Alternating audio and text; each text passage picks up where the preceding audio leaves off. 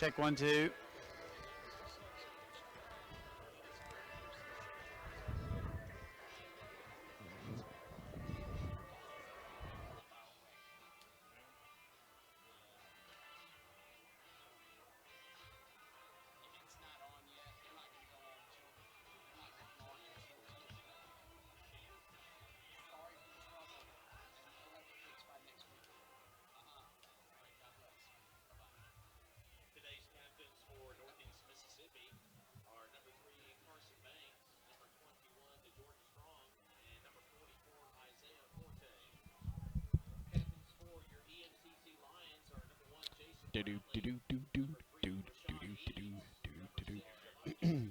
Hey, Jason.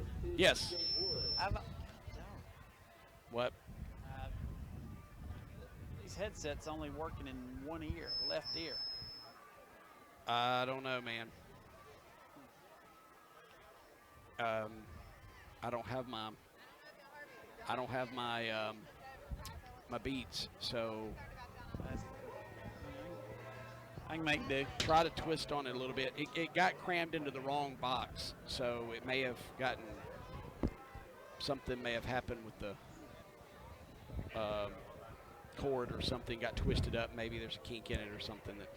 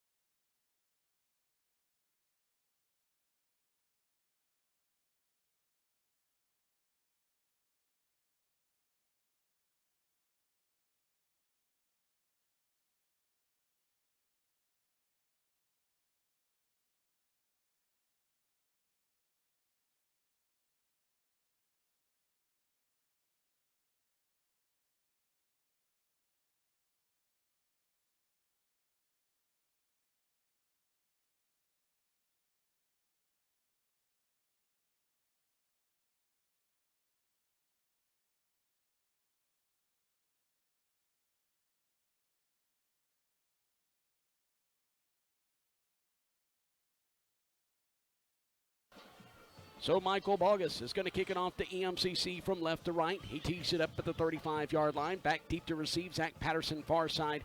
Inside the 10-yard line near hash. Inside the 10 is Rashad Eads. And it's going to bounce at the 8-yard line and at the 5 goes into the hands of Patterson.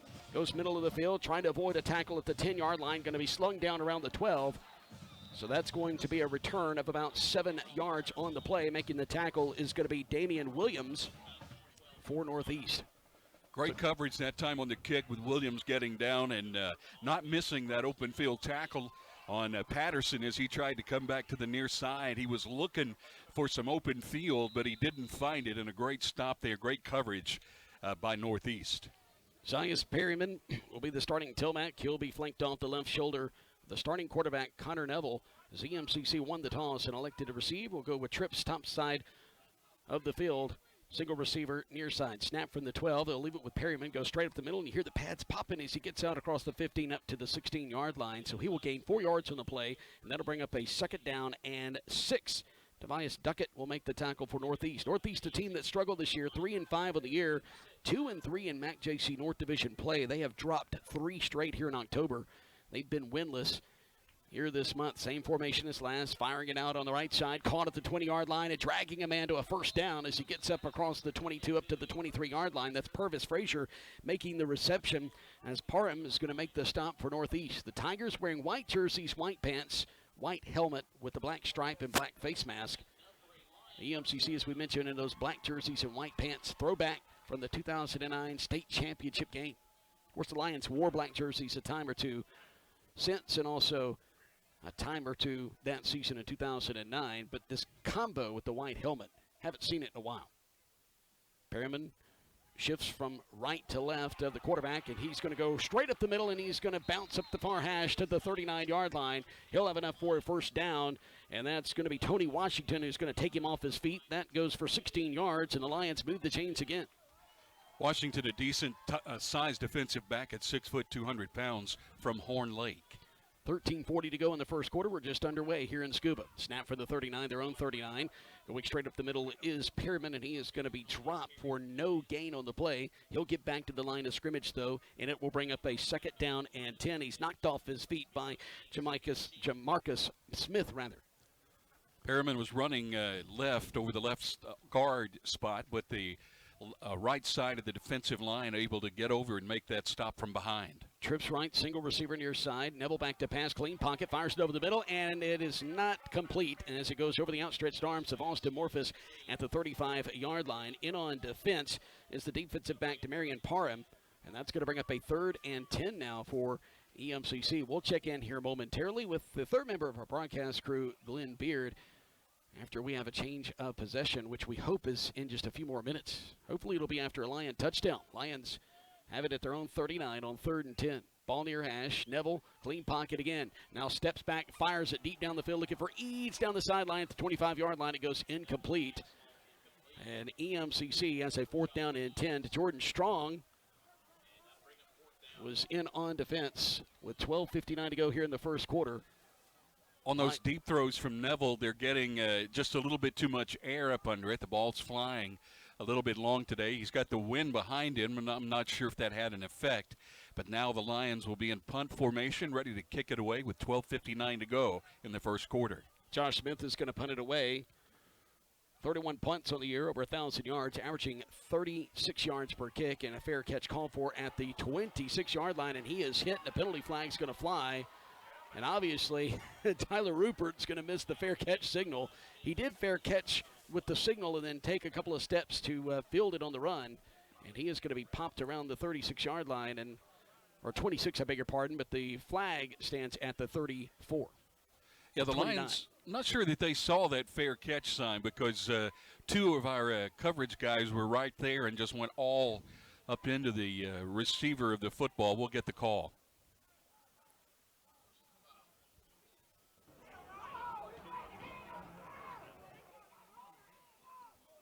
All right, the folks here on the near side are arguing the call. It's a right call. I mean, he was calling for the fair catch, comes up to make the catch. As soon as he fields it, he is popped really hard by Tyler Rupert at the near hash. Let's go down to Glenn Beard, who is on the sideline. First of all, Glenn, welcome to the broadcast. Second of all, what did you see there? Hey, guys. Thank you for letting me join you today. It was kind of an unclear fair catch signal, in my opinion. Just a one quick wave. It was almost as if he was losing his balance. But that is considered a signal, and nobody really saw it, so that was the argument. Trips tight to the formation left side. They throw it to the left side. It is complete.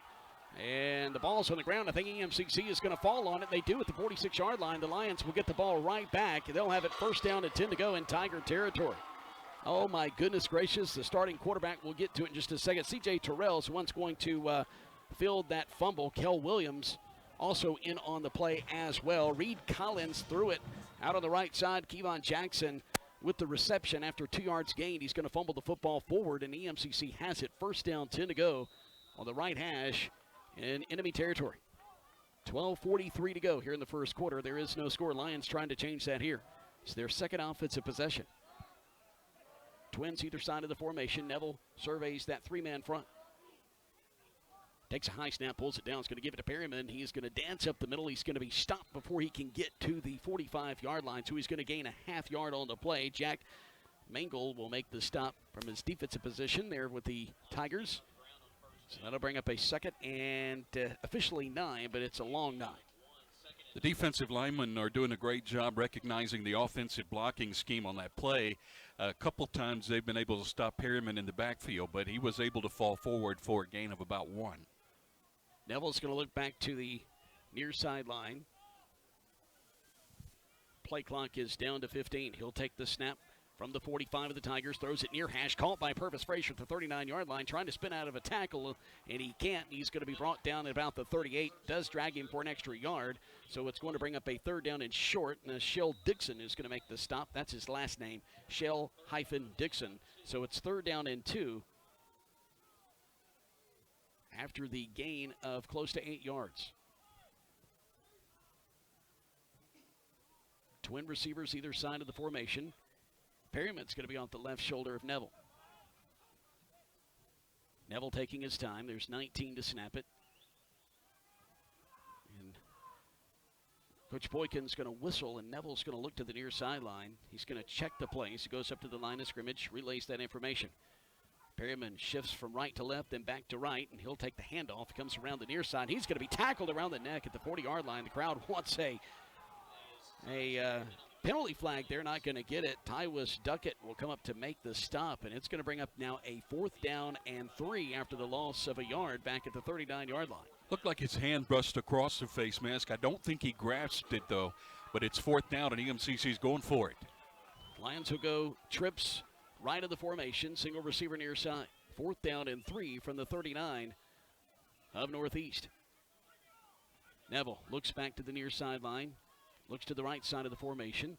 Raises his right leg and will take the snap. Everybody goes out for the pass, fires it, and it was a slant that's incomplete. It was knocked away inside the 35-yard line. Knocking it away is to Jordan Strong here on the near side, and it's first down, 10 to go at their own 39 for Northeast. The Lions come up empty on their second offensive possession. Neville threw the ball way behind the receiver. He had a man coming toward him from the near side, the defensive back. And on that blitz, he threw it to the right man. He just made a poor throw. So here comes Northeast back out onto the field. They fumbled on their first play of the game and lost it at the Tiger 46-yard line. So in the shotgun, it's going to be Patrick Felton, the freshman quarterback. He drops back to pass. He's going to step up, and he's going to be hit hard after a yard gain at the 40-yard line. Felton takes a big hit from Terrence Cherry. I was told by the Northeast Sports Information staff guys that we're going to see 3 quarterbacks today for Northeast. Carr also in there on that stop, Jason. A big hit from EMCC. No gain on the play, so they've got the Tigers right where they want them. Felton will send his halfback in motion from the right side to the left side of the line. He's going to leave it with Jackson, who goes around the left side. Kevon Jackson's going to be hit for a yard loss back at the original line of scrimmage at the 39-yard line. A couple of EMCC Lions comes up to make the stop. E.J. Woods, one of them leading the charge, number 42, and that's going to bring up a 3rd down and 10. Under 10 minutes to play here in the first quarter, no score. C.J. Terrell also at the end of that tackle. He did a great job fighting off from the block from the wide receiver on the far side of the field. It'll be a shotgun snap coming up from the 39-yard line, their own 39. I think EMCC may have stepped off sides. They do. They throw it incomplete, far sideline, inside EMCC territory at the 48. But this is going to be offside, so it's going to give 5 yards to Northeast. Let's go down to the field to Glenn Beer. Glenn, what did you see? Yeah, you called it. Jumped off sides. Yeah, it was 91 for the Lions guys. Just got a little too much of the football. You want them to get all that you can get. They may have lined up in the neutral zone at the beginning, but then jumped just a little bit early. And that is going to be Tredarius Carr, 6 foot 280-pound freshman from Bentonia. So it's now 3rd down and 5 from their own 44-yard line for Northeast. Ball on the left hash. Felton out at quarterback. Patrick Felton is a freshman, 6'1", 220, out of Tifton, Georgia.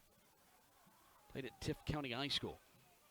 Twins either side of the formation. Looking left side of the formation. Hit as he throws, and it's going to be incomplete inside the 35. He overthrew his receiver by about 7 yards as we have a penalty flag now, and that's going to be Carr, who tries to make up for the offsides a moment ago by hitting the quarterback as he throws the ball. Let's get the call here.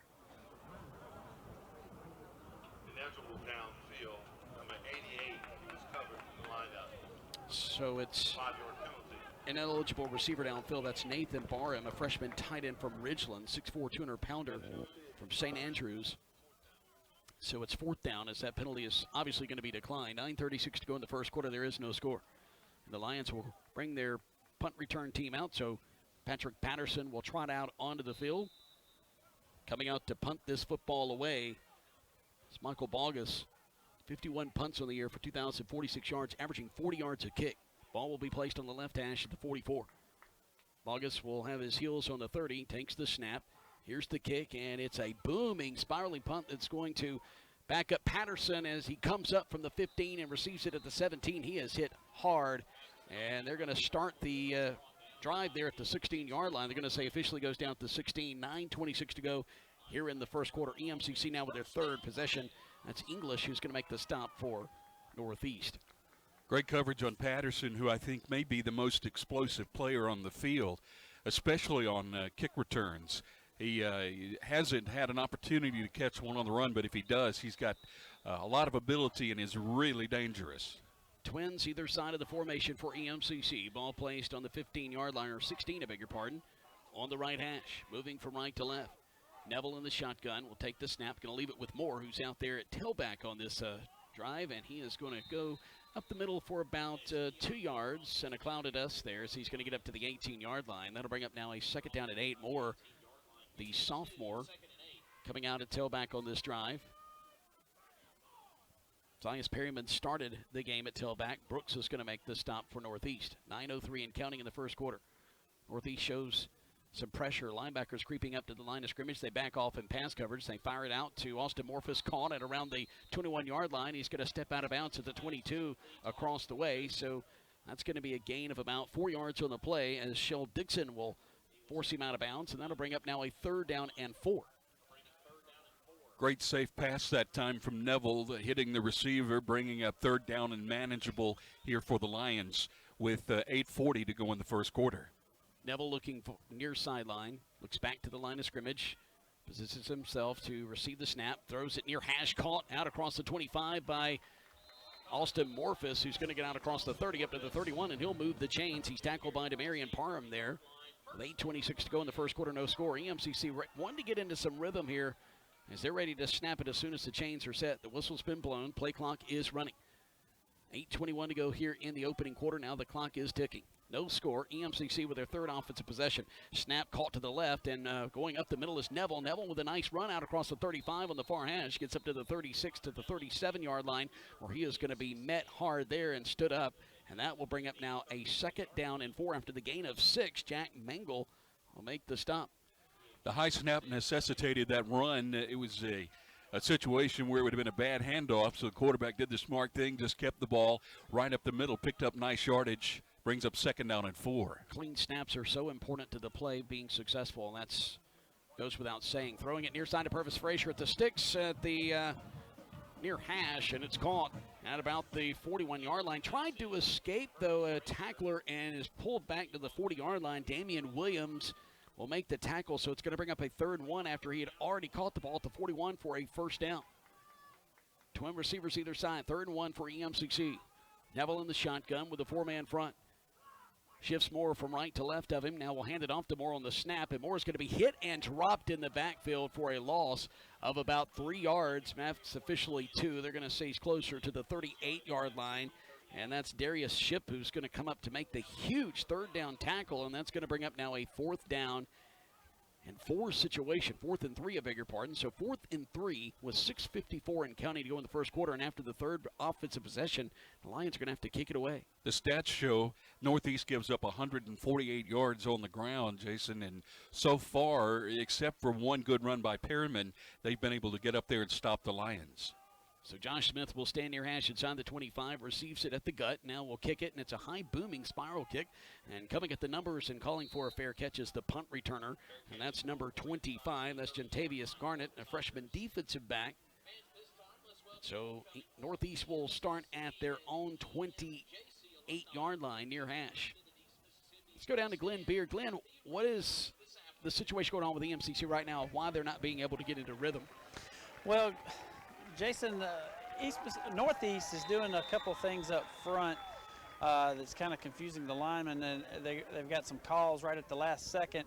But secondary is pretty good for Northeast as well. Felton back out there at quarterback will take the snaps, going to hand it off to a young man that looks more like a fullback, and that is Sean Dalton Weatherby, a freshman running back, 5'11", 215 out of Booneville, Mississippi. Played at Thrasher High School. He'll carry it around the left side. Terrence Terry's going to drop him for a loss of 1 back at the 27-yard line. So Weatherby will be lined up to the left of Felton in the shotgun. Twin receivers here on the near side. Oh, that's got to be an illegal shift. Now they're going to line up with single receivers either side. Now the H-back goes in motion from the left side to the right. Felton on the snap, goes around the left side, stood up around the line of scrimmage, and there's a host of black jerseys there to stop his forward progress. Darius Carr is going to be the one to lead the charge and be credited with the tackle, and that's going to bring up a 3rd down and 10 with 5:35 to go here in the opening quarter. Some confusion lining up for Northeast that time as they had 2 guys moving at the same time, but as long as they come set for at least 1 full second, then there is no penalty. But there was some confusion. Twin receivers here on actually trips now as they shift to trips formation wide side of the field, near side. Felton looks back to the far sideline. There's 6 to snap it, now 5. They may have to call a timeout. 3 seconds, 2 seconds, still haven't snapped it, and they finally do as the clock goes to zeros, and he'll fire it near side. Intercepted, diving at the 39-yard line at the numbers, and that's Shabaki Harrington coming up with a huge interception for EMCC. Felton came on the last second here to the near side, and the Lions get a huge turnover there with 4:58 to go in the opening quarter, and they'll have it deep in Tiger territory now. Shabaki Harrington, a great job jumping the route. He spotted the quarterback who took just a little bit too long to get rid of the ball. Harrington stepped in front of it, made a great interception. That's the 2nd turnover for the Lions here in the first quarter. With 4:58, they've got it inside Northeast territory. Shabaki Harrington with a couple of interceptions on the season. Trips right, single receiver near side. Snap for the 39-yard line of the Tiger slip screen, and he goes to Brownlee, and he dives inside the 35 at the 34-yard line between the hash and the numbers across the way, and making the tackle Tony Washington. So he's going to gain about 3 on the play, and that's going to bring up now a 2nd down and 7. Kevon Jackson coming in there almost in time to bust up that play, but a nice job by the Lions to catch it, make a move, pick up 5. Here's the snap on 2nd and medium, handing it off to his tailback Perryman, and he is going to come behind left tackle, and he's going to go between the hashes inside the 30 down to about the 28-yard line. That will move the chains as Duckett's going to make the tackle. They'll place the football down at the 28-yard line. Perryman with a nice run of 6 yards around the left side. 1st down and 10 to go. Inside the 30 of the Tigers. Perryman with a carry goes behind right guard, has some room inside the 20, carrying guys inside the 15, and he's knocked off his feet at the 13-yard line after another 1st down run. He carried Tony Washington for a yard or 2, but Washington gets him down. 15-yard gain for Perryman. Lions are having success running on the right side of that offensive line. Great job by Perryman to pick up good yardage. Twins either side. Ball right hash inside the 15 at the 13-yard line. Perryman comes left side this time, and he's going to be tackled after about a yard gain down to the 12. Jack Mangle will make the tackle. So it's going to bring up a 2nd and 9 situation with 3:56 in counting to go in the first quarter. Ball on the 12 of the Tigers. Neville's ready to snap it here momentarily. Twin receivers either side of the formation. Ball right hash, showing pressure. They almost came across the line of scrimmage to those linebackers, and here they come. Pressuring Neville, gets rid of it as he's hit. Off the fingertips inside the 5 of Morphus. If he catches it, he might go into the end zone. 2nd down and 9 from the 12. Morphus has got to catch that football. It was a little high, but he got both hands on it, and he may not get a better opportunity than that. He probably would have fallen into the end zone had he caught it. Duckett in on the coverage there for Northeast. Same formation as last. Moore stands to the left of Neville, raises his right leg, showing pressure again, Northeast. On 3rd down now and 9. 3rd and 9 from the Tiger 12. Back in the pocket, fires it over the middle off the fingertips of Purvis Frazier, and he's wide open. He could turn and walk into the end zone. He misses it at the 6-yard line, so it's 4th down and 9, and the Lions are going to have to kick it away. There was some confusion on coverage there as he just came across the middle of the field, a little drag route. He was wide open. The quarterback just overthrew him. By the way, if you're looking for us on the radio and you're watching the stream right now, we'll be live on the radio here shortly. I think we actually are live on a Meridian, but on WFCA, we'll be live at the conclusion of the Mississippi State-Texas A&M game. Snap is back. Here's the hold by Brown, and Smith's kick is successful.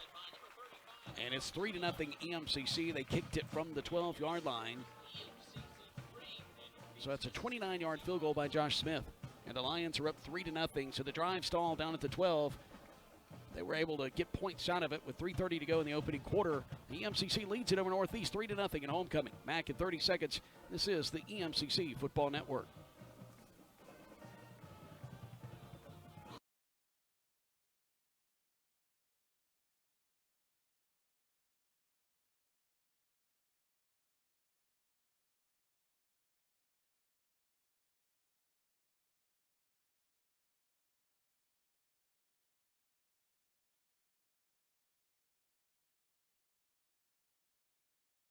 Cloudy skies, 73 degrees. The southwest winds are at 17 miles per hour.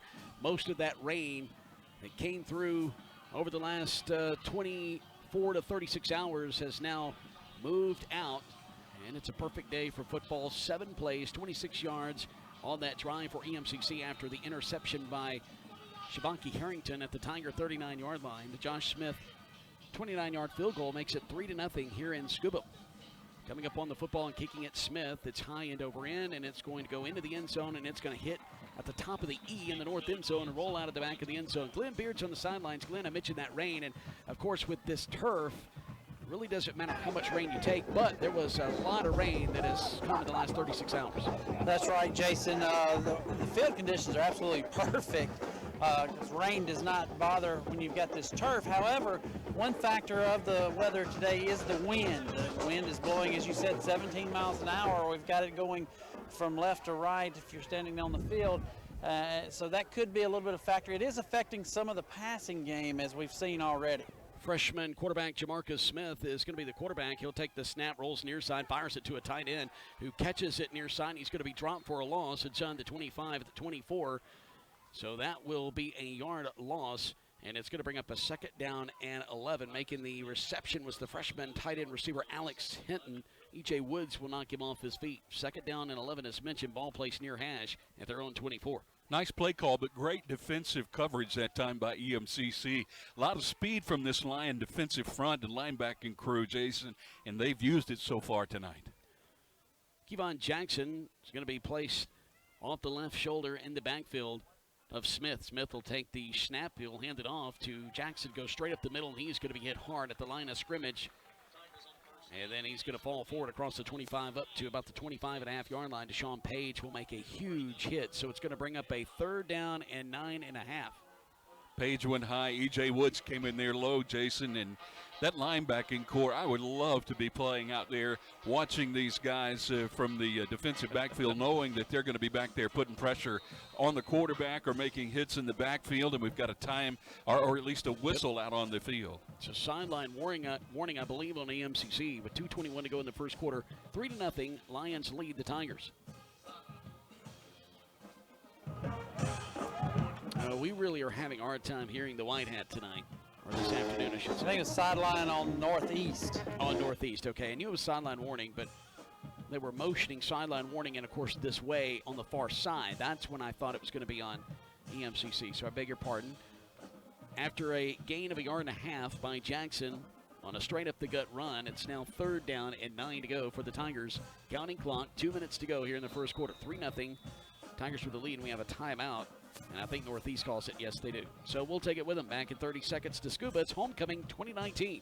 And the Lions lead at 3-0. This is the EMCC Football Network.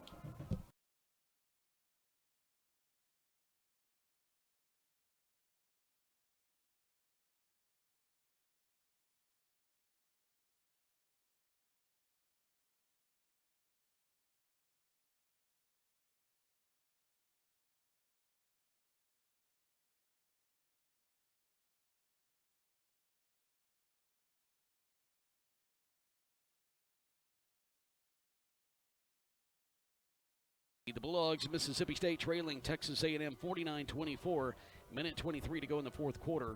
Bulldogs have the football with a 2nd and 28 at the A&M 38. So in about minute 23 seconds and change with real time, we'll go live on WFCA, the flagship station for EMCC football. Smith in there at quarterback, Jackson the tailback. Smith back to pass, he's going to be hit, and he's hit and dropped the second time at the 20-yard line, and making a huge sack for EMCC is Tredarius Carr. Carr has been getting pressure all afternoon long, and this time he gets the quarterback. So a sack of Smith back at the 20-yard line will lose about 5 yards, and that's going to bring up a 4th down and 15. So the Tigers are going to have to trot Bogus back out there to kick this football away to Patterson, who will be standing at the 45, his own 45 to our right. Lots of credit for the EMCC defensive front getting back, causing problems in the backfield, but also a good job for the EMCC defensive backfield in coverage.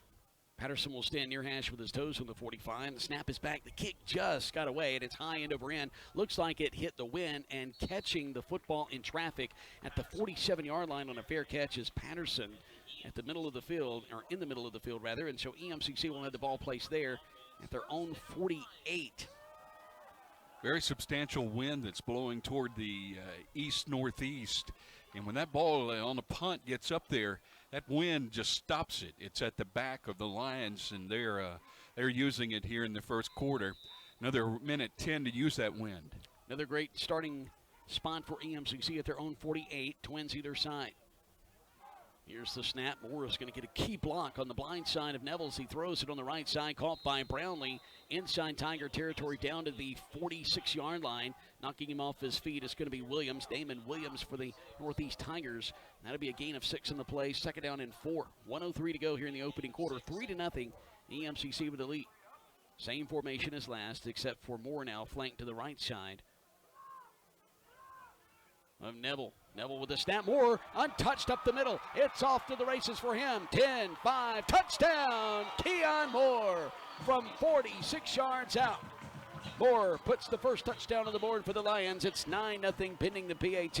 And once he took that handoff, he was off to the races, untouched by that Tiger defense. He went between the right guard and the right tackle, Jason, and there was nobody out there to stop him. The Lions have picked up some great yardage running on the right side today.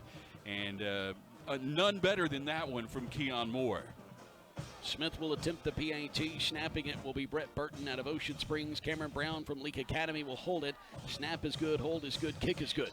And the Lions lead it 10-0 with 51 seconds to go here on homecoming in the opening quarter. We'll be back in a moment with a kick to the Tigers. This is the EMCC Football Network.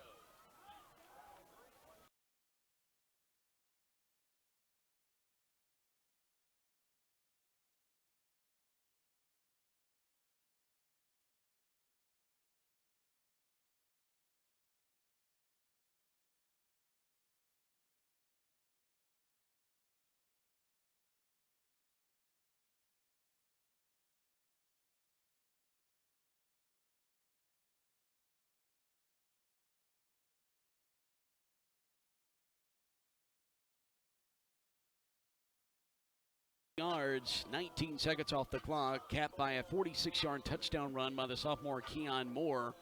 Keon Moore out of Gulfport, Mississippi, 5'11", 200 pounds. Played his high school ball at Harrison Central, and he's been a baller for EMCC. 10-0 is our score. Lions on top. Smith comes up on it at the 35. High end over end kick, angling near side. Fair catch called for inside the 5 at the 2. So that means Northeast will have it at their own 25-yard line. Fair catch was called for by Damon Williams. So with 19 seconds to go, actually it's gone final. Texas A&M has beaten Mississippi State 49-30 in College Station. So momentarily, WFCA, our flagship station of EMCC football, will have this game, so no postgame on the Mississippi State Football Network. Tigers are going to have it. They're on 25, trailing 10-0, moving from left to right. It's a beautiful day in Scuba for football, and what I mean by that is it's a little cool, a little overcast, typical late October look to a Saturday in the South. Twin receivers here on the near side for the Northeast Tigers, and they're going to play 3 quarterbacks tonight, and we have seen all 3 so far. But back out there is Jamarcus Smith, the freshman, or Jack Mangle, beg your pardon, the freshman out of Athens, Georgia. And going around the left side is Jackson carrying the football as Maurice White's going to knock him off his feet. He's going to get out around the 31-yard line. There's 2 number 5s on the roster. Jack Mangle is the quarterback. Jamarcus Smith is the freshman linebacker.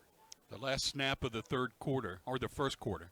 With 25 seconds and counting left, EMCC up 10-0. The snap to Smith, back to pass, has pressure, fires it to the 30, caught at the 30, over on the left side at the sideline, and then going upfield across the 35 up to the 37 for a first down. Jalen Cungus will knock the receiver, Kevon Jackson, off his feet. And Jackson will go for a first down up to about the 37-yard line after a 6-yard reception. That may be the first down of the afternoon for Northeast, and they're going to let the final second tick off before they snap the football. And we're going to go into the second quarter play here in Scuba with the Lions leading 10-0 as we welcome everybody listening on WFCA Radio. Mississippi State's game has gone final, 49-30. Texas A&M with a win there. Hopefully better results for EMCC here in Scuba. We'll return in 30 seconds. This is the EMCC Football Network.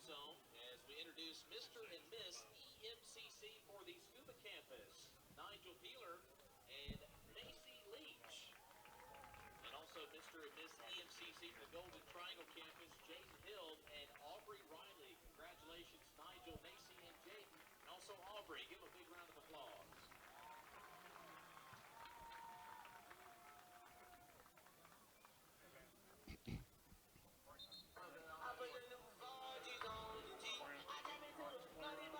Welcome back to Scuba. Jason Crowder along with Jonathan Holmes to the booth. Glenn Beard on the sidelines. Carly Palmatry, our producer, back at the WFCA studios. WFCA, the flagship station for EMCC football. 10-0. The Lions are on top of the Tigers. Northeast will swap into the field now. As we start the second quarter of play, they'll have it at their own 37 with a first down and 10 to go. Kevon Jackson just picked it up on a 6-yard reception up to the 37. Back out at quarterback, Jack Mangle. Mangle will take the snap, drops back about 5 steps and throws an ugly duckling in the air, intercepted at the 45 by EMCC, and then dropped there. And making the interception, C.J. Terrell. Terrell goes up like a Labrador retriever to pick that wobbly dead duck out of the air. And then we're going to have... it's going to be a late hit, I think, against Northeast, against number 44, which is Page, who was on the near side. But Jason, for anybody that has ever been hunting and has seen a duck shot and starts going end over end through the air, that's exactly what that football looked like as it was coming down. It was as ugly a pass as you'll ever see. Glenn did some condensation or something get on that football because he had a clean pocket. Threw it off his back foot, though, but it looked like it slipped out of his hand. Yeah, it just slipped out of his hands. The personal foul was actually on number 1, Kevon Jackson, the freshman running back. He had a little frustrations as he's from Louisville, so he's playing in front of a semi-home crowd here in Scuba. Thank you, Glenn, for that report on the sidelines. EMCC up 10-0 with 14:52 to go here in the first half. If the Lions win, they're in the playoffs next week. We'll travel to Mississippi Gulf Coast, unofficially a 7 o'clock kickoff down in Perkinston, Mississippi. EMCC would be the number 2 seed. Twin receivers either side of the formation. Snap for the 41 after the penalty yards have been assessed, and catching it out of the backfield. And coming around the right side is Zias Perryman, and he is not going to get much at all. He will get back to the line of scrimmage barely as making the stop will be Smith. Jamarcus Smith with a very physical tackle, and if you're going to hit Perriman, you're going to have to hit him with a lot of power and a lot of physicality. They were able to do that, and they stopped him for no gain. All right, so EMCC with a 2nd and 10 from the 41 of the Tigers. Ball near hash, play action, firing it out in the flat, and it's caught by Purvis Frazier, and he drags a man inside the 35 down to the 34-yard line. And EMCC's close to a first down, but it's going to bring up a 3rd and short. Demarion Parham went on the free ride to the back of Purvis Frazier. Gain of 7 yards for Frazier. Frazier's really good. Quarterback Neville made a nice throw where only he could get it. He hauled it down under heavy pressure, made the catch, 3rd and 3. Twin receivers here on the wide side of the field, near side. Ball placed on the left hash, moving from left to right, and EMCC's Perryman is going to be bottled up and slung down, and he's going to lose the yard back at the 35-yard line as Tywus Duckett comes up with another huge play defensively for the Tigers. So that's going to bring up a 4th and 4 with 13:36 and counting to go here in the second quarter. I believe they were trying to run that same play that Keon Moore scored on, but that time and the last time as well, the defensive front for Northeast able to get in to the backfield and hit him before he's able to get anything going. Man in motion, that's Frazier from far side to near. Twin receivers either side, and it's a slip screen called by Brownlee. He's going between the hash and the numbers. He's at the 15, cuts middle of the field, 10-5, touchdown, and he waves bye-bye. Brownlee scores, and that one from 35 yards out on 4th and 4 with 13:09 to go. Here in the second quarter, the Lions have stretched the lead to 16-0, pending the PAT. Flags down at about the 1-yard line. That's going to be on Brownlee, probably for unsportsmanlike as he turns around and waves. Glenn, am I wrong? No, Jason, you're not wrong, as I got caught up in the crowd there coming off the field. But, yeah, it's going to go against the Lions, and I'm sure they'll assess that on the kickoff. All right, so Brownlee with the personal foul, unsportsmanlike conduct. I thought it was funny, but you can't do that. Jason Brownlee caught it on a slip screen, and there was some really good blocking at the numbers here by the wideouts, and Purvis Frazier was one of those key blocks as he was coming in motion from far side to near. Smith's going to attempt the PAT after Burton will snap it to Brown, and Brown holds it. 16-0 EMCC. Lions trying to survive and play in Perk next weekend. Brownlee was open as well as Perriman. Perriman came out of the backfield. Nobody picked him up, but the quarterback made a nice throw.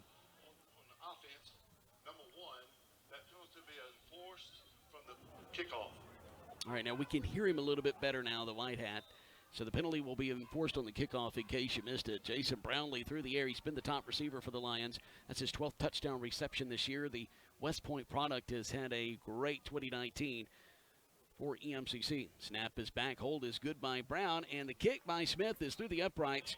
And it was kind of a wobbly sidewinder, it looked like, from my vantage point. And he's kicking a little bit into the wind.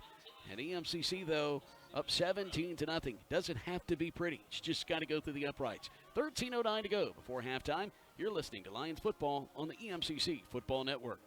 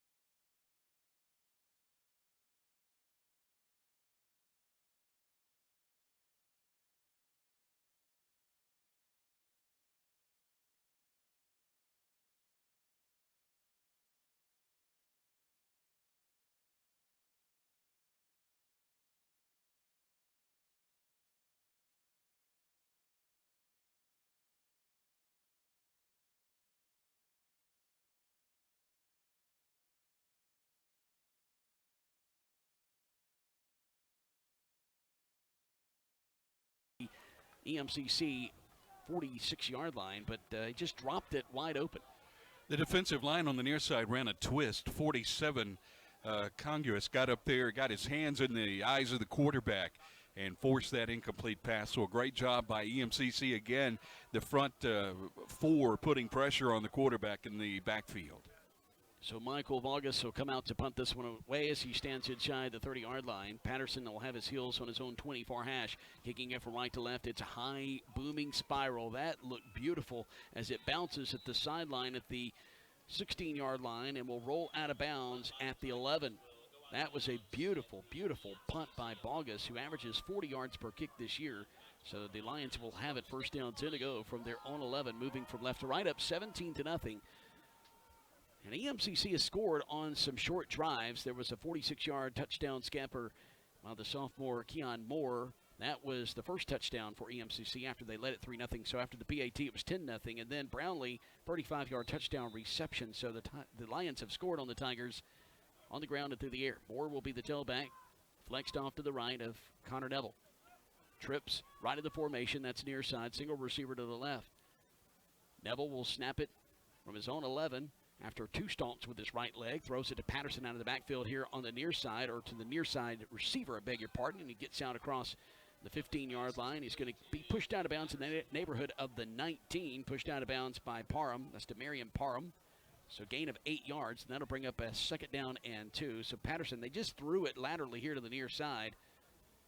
Patterson was able to pick up yards, but once he caught it, I think he stepped back a couple of yards when he caught it. So trips. Short side of the field, near side. Ball on the near hash. Snap for the 19 on 2nd and 2. Inside handoff to Moore. No, Neville kept it himself. He pulled it from the belly. Comes around the right side behind the right guard. And he's going to get out across the 20 up to about the 22. And that'll be enough for a first down. Jamarcus Smith will make the tackle.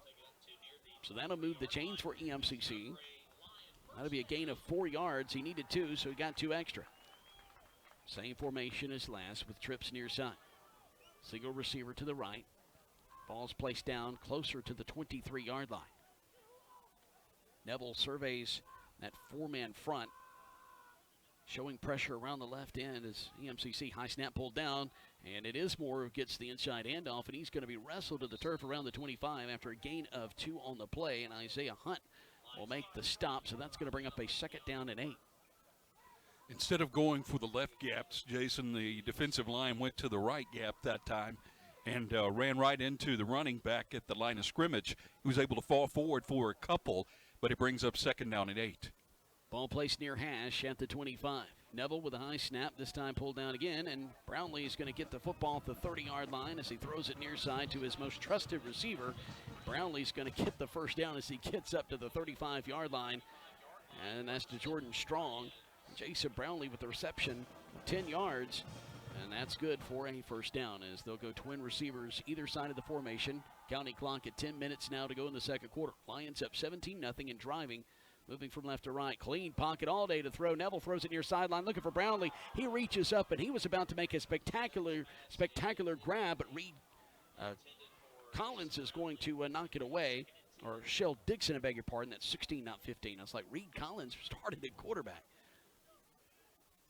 They do have 2 numbers that are the same on this Northeast roster, and that's the first we've seen in JUCO. One's a quarterback, one's a linebacker. Twin receivers either side. 2nd and 10 from the 35, their own 35 for the Lions. Moving left to right. Neville has a good pocket again, throws it near side to Patterson. He slides and catches it as he goes out of bounds around the 38-yard line. So that will be a gain of 3 on the play, and that'll bring up a 3rd and 7, Jonathan. Neville's pocket started breaking down, and he looked to the near side, and Brownlee was there. Not much of a pickup, though. It's 3rd down and 7. We'll see what play call we get from the sidelines. Same formation as last. More flanked off to the right of Connor Neville with 9:24 and counting to go in the second quarter. EMCC with 3rd and 7 to go. And it's thrown on a crossing route, caught by Patterson, but he slips down as he goes over the 40-yard line, or he had a chance to get close to the first down, or at least make it a 4th and manageable, and he's going to slip down at the 41, and that's going to bring up a 4th down and 4. They're at their own 41, moving left to right, and now Smith's going to have to come out and punt it away. So far in that drive, Northeast has been playing back off the receivers, so they've been having an opportunity to throw and get those short completions. But that time, you would think Patterson, had he been able to stay on his feet, had an opportunity, as his feet just slipped right out from under him around the 40. Smith will stand at the far hash at the 26-yard line. Back deep to receive is Jay Lofton. And it's a wow, look at that wind. That punt ball. that goes straight up into the wind, and it looked like Artie Crosby's kick in the Egg Bowl in the 80s that got blown out of the goalpost. And now we've got a penalty flag that flies around the 36-yard line on the far hash across the way from us. Let's check in with our sideline reporter, Glenn Beard. Where did the ball even go out of bounds at? They're marking out the 40? Yes, marking it out about at the 40-yard line, Jason. I'm not sure what the penalty is. They're having a discussion over there. It was a beautiful kick. It was a high spiral, and it just got a little bit too high, and it got up in that wind. And that wind, we were looking at the American flag in the south end zone. We said it was southwestern winds. They have turned, looks like, more to the northeast now. We did have a tropical system that is moving southeast of us onto shores somewhere in the Florida area. Started in Louisiana. And that's going to be holding. They said 96 on the kicking team, which would be Julius Coates.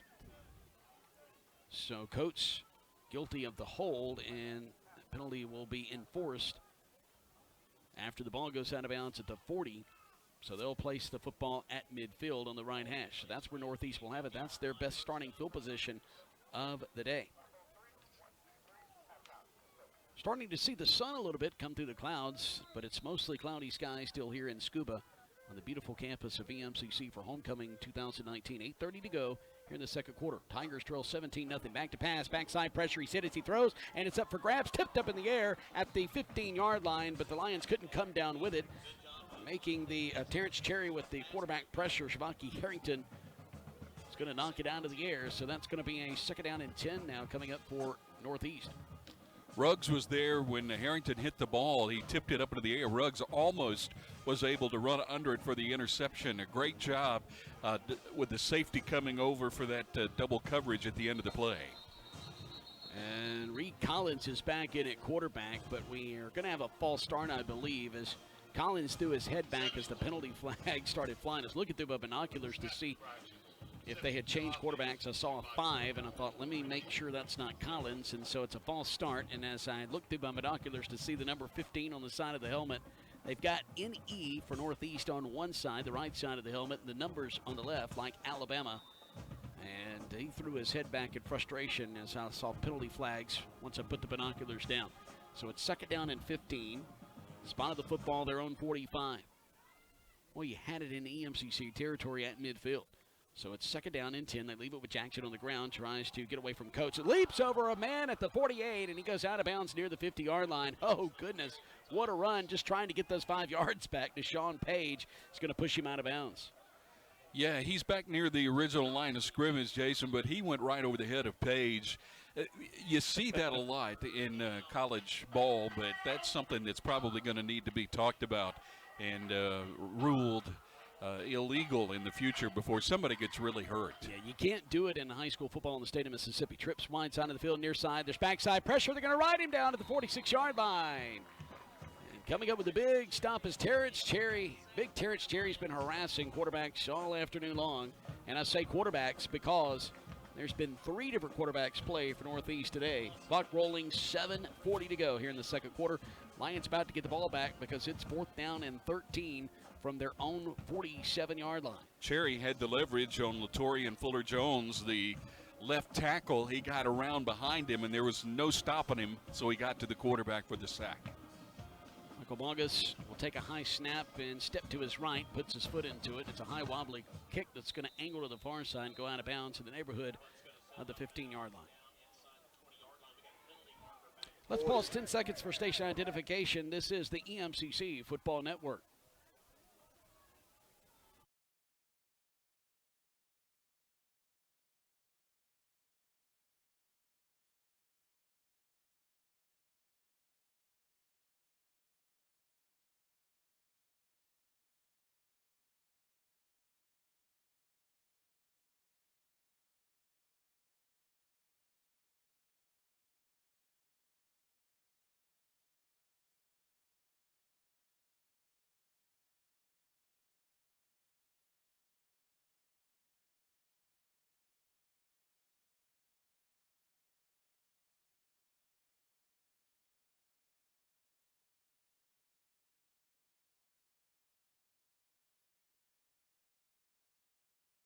It again. Bongus will receive the snap for the 41, steps up to the 30, and that is a huge booming kick and a fair catch called for as Patterson was backpedaling at the numbers at the 10, and he finally comes up with it at the 8-yard line. I don't know if we should have made him kick that one again for the fact that he got it up in the wind, and that's just like one of those home runs that probably wouldn't be a home run if the wind wasn't blowing out. Yeah, he lost where he was on the field, and I think Coach Stevens or one of the coaches is out talking to him now as he comes to the sidelines about where he's at on the field. But he ran backwards inside the 5. Got a pretty good spot there up around the 8 or 9 yard line where they're saying he initially caught the ball. You guys may disagree, but if he lets it bounce, it's probably going to ricochet into the end zone. Yeah, I would have taken that chance. And that's probably what Buddy Stevens is telling him. 7:08 to go, second quarter. Clock stopped momentarily till EMCC snaps it. They'll have it at their own 8-yard line on the left hash. High snap. They fake the give to Moore. Does Neville. He goes around the left side, and he is going to get a yard up to the 9-yard line as he cuts it upfield between the hash and the numbers. And Jamarcus Smith will make the stop. Smith's been everywhere today at his linebacker spot. 6:52 and counting to go in the second quarter. Coming up at the half, take a look around the SEC on SEC Update, and then we'll update the live scores for you after that program. We're going to have a long halftime, by the way. It's homecoming. Neville waits to call for the snap and does. Takes it at his chest. Now pump fakes near side, steps up, pump fakes again, spins around, does a 360, throws it down the far sideline, had a man open momentarily, but then he was covered up, and he was looking for number 16, Miles Hobson, at the 30-yard line. It's incomplete, and that's going to bring up now a 3rd down and 9. Jordan Strong was in on defense. 6:27 to go in the second quarter. Clock is stopped now on the incompletion. EMCC up 17-0. We welcome everyone that was listening to the Mississippi State football game with Texas A&M. Aggies beat the Bulldogs 49-30 in College Station today. Trips wide side of the field, right of the formation, which is near side. Lions moving from north to south, that's left to right. Firing it near side. Morphus catches at the 11, gets up the sideline across the 15. It's going to step out of bounds in the neighborhood of the 19-yard line. That'll move the chains. So on 3rd and 9, they pick up the first down to Marion Parham. Parham is going to push him out of bounds. Good job by the quarterback, just standing there taking what the defense has given him. Accurate throw, great catch, able to pick up the first down. Ball placed on the near hash at the 19. Neville calls for the snap. High snap taken at the face mask. Going to give it to Moore. Moore's going to squeeze through, and he tries to cut out to the left side as he's tackled across the 25 to 26-yard line.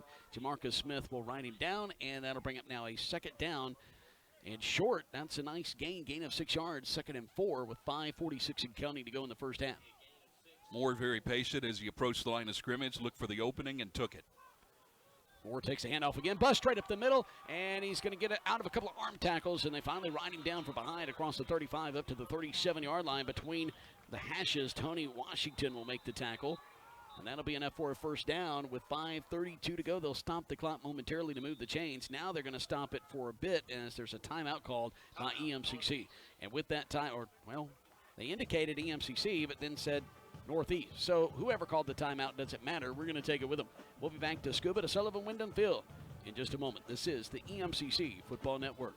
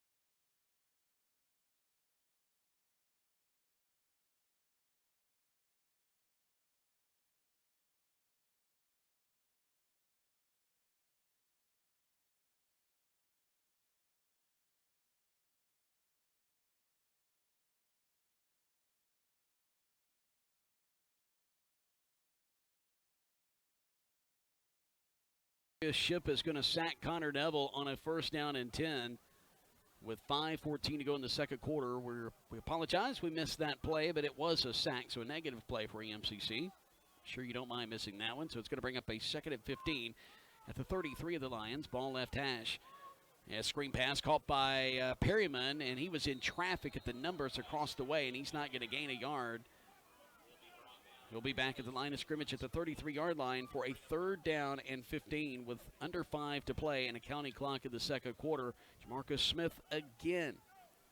If you like defensive football, Northeast is taking every person on the field that time. There were 9 guys at the end of that tackle, 2 more back on the near side in case something happened and they busted it back. But great job flying to the football. 3rd and 15. Here's the snap. Clean pocket stepping up now as pressure starting to flush him out.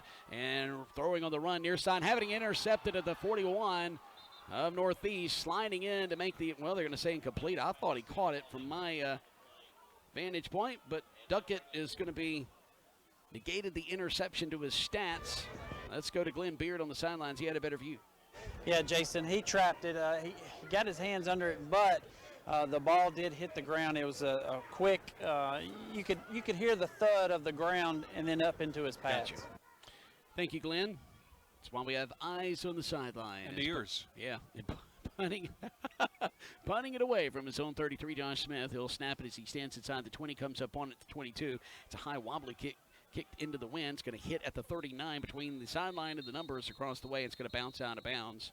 Let's see. Now we have a penalty flag at the 30-yard line. So we'll check this penalty here in just a moment. They're marking the football out at the 35 of Northeast. Legal formations on the kicking team. Illegal formation. Boy, I tell you what, when Glenn talks onto the mic, occasionally you can hear the wind, but when the white hat talks, man, it really buzzes through his Britney Spears headset. Glenn's got the microphone and headphones, and Well, Jason, Oopsway did it again because they illegal formation. All right, we need to stick to calling football and not being comedians, right? Join us Monday night, 9 p.m. at the Keys Curry Gymnasium for Late Night with the Lions. Meet your 2019-20 basketball squads and enjoy a dunk contest, 3-point contest, skills challenge, giveaways, and more. Free to attend. It's Monday night, 9 p.m. Men's basketball will open their season Thursday night here in Scuba hosting Mid-South Prep. Both men and women travel to Meridian on Monday, November the 4th. And before the ball can be snapped, the EMCC, I don't think they jump off sides. So they are drawn offside, so it's snap infraction on Northeast, and that's going to be on Will Seabrook. That's the second time that Northeast has had that penalty where everybody's moving but the center. We've seen that called by some officials as well. Everybody but the center. Hand off to Jackson. He's bottled up. He runs into a black wall. There's black jerseys everywhere over there at the 35-yard line, and he is dropped there. Terrence Cherry led the charge.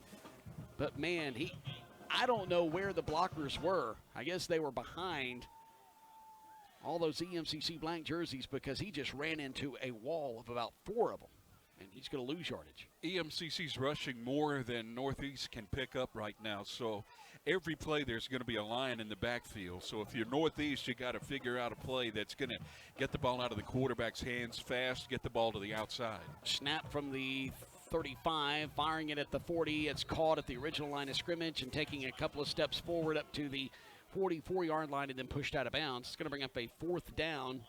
Kel Williams will push him out of bounds, and that's Montel Gladney on the 9-yard reception. Actually, that's 3rd down, not 4th down. I beg your pardon. I'm not accounting for that penalty a moment ago. The EMCC showing pressure on either side.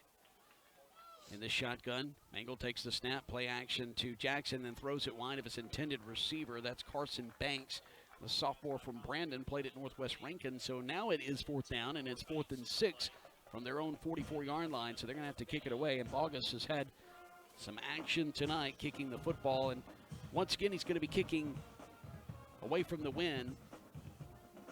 And Zach Patterson is going to trot out onto the field. He's backpedaling now inside the 25. He's going to rest at about the 20-yard line. Ball's placed on the far hash near the 44, their own 44 for the Tigers. Almost blocked. I think they may have gotten a piece of it, and it's going to roll inside the 40. Northeast is going to fall on it at the 35-yard line. EMCC got a little bit of it. And I think coming up with it is Jaqueline Smith, who got a piece of it. We saw EMCC have 3 guys in the area when Bogus went to kick that football away. And now we have 3 minutes to go here in the first half. And the Lions are going to get it at their own 37, moving left to right.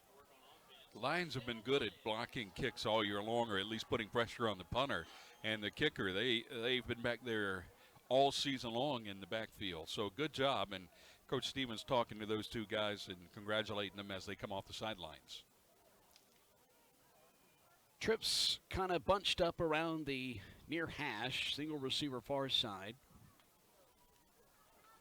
This looks like a slip screen possibly. They pump it near side. They throw it to Brownlee short at the hash. He catches it at the 39 out across the 45, has a first down at around the 47-yard line. So that's going to be Eamon Williams who's going to knock him off his feet.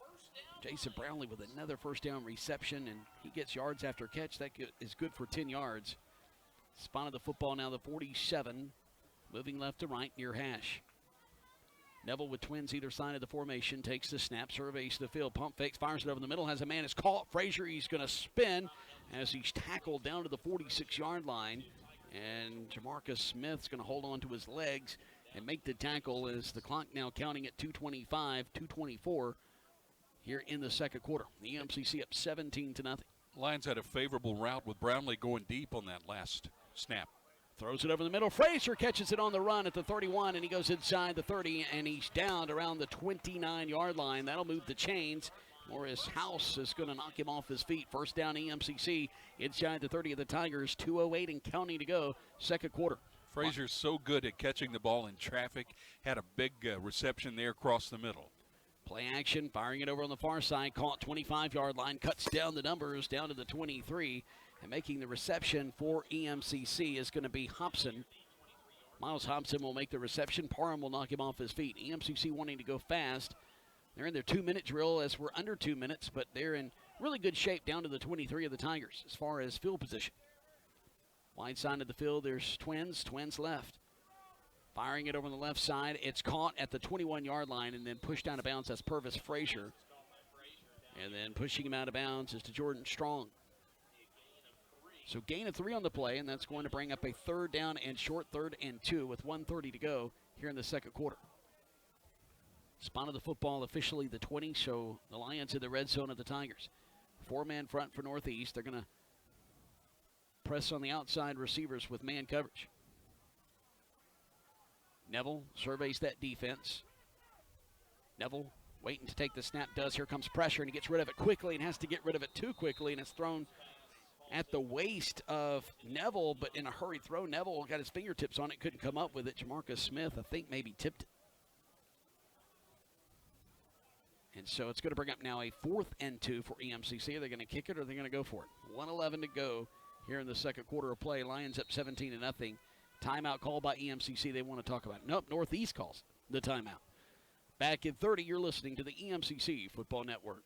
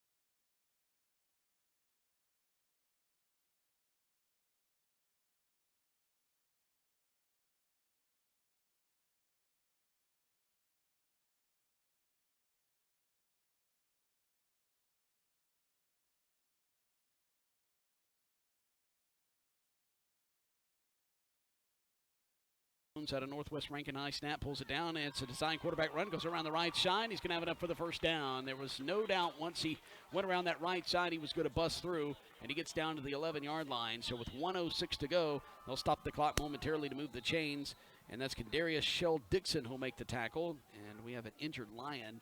Patterson, I think. Yeah, Nope. no, that's Eads. Rashad Eads coming up a little bit gimpy around the 10. So the trainers are going to go out and check on him. As they do that, we'll remind you that coming up at the half, we are going to take a look around the SEC from last week, preview some of the weekend games, and some of those games are already in progress, and maybe we'll have a final or two, and we'll give those to you after the recorded show that was taped earlier this week, SEC Update. And we do have an update to tell you. Kansas State defeated Oklahoma. Was it 48-38 the final score? Robert showed it to me just a moment ago. I was so flabbergasted I couldn't remember the score. So that's probably going to hurt Jalen Hurts' Heisman chances, although I didn't look at his numbers. 48-41 was the final score, Kansas State. So makes Mississippi State feel better. Even more than that, it's going to hurt Oklahoma's opportunity for a national championship. Yeah, absolutely. And those are games you just can't lose, but Kansas State brought it today. Congratulations to them. And now all that talk about the Big 12, and is it strong on the top end, and this, that, and the other. So Texas probably cheering right now deep in the heart of that state. It's funny how things usually play out by the end of the season, and you have That's your true. 4 clear best teams in the country that are sitting there ready to go into the playoffs. Big game of the day is down in Baton Rouge. It's a tangle between two teams named Tigers, and Auburn's on top 3-0. Number 9 Auburn on top of LSU, number 2 team in the country, with 8:39 to go in the first quarter. So that game's still in the early stages. First down, 10 to go, down to the 11-yard line of the Tigers. Ball placed middle of the field for EMCC. Fade pattern, near side. He's looking for Patterson, and he catches it, but he's out of bounds. Now it's incomplete. Thought he had it, but it's rolling around there on those dotted lines, those white dotted lines that keeps Glenn Beard away from the field. They say you got to stay back behind this area with the photographers. Some people violate that. I see a few people violating that right now.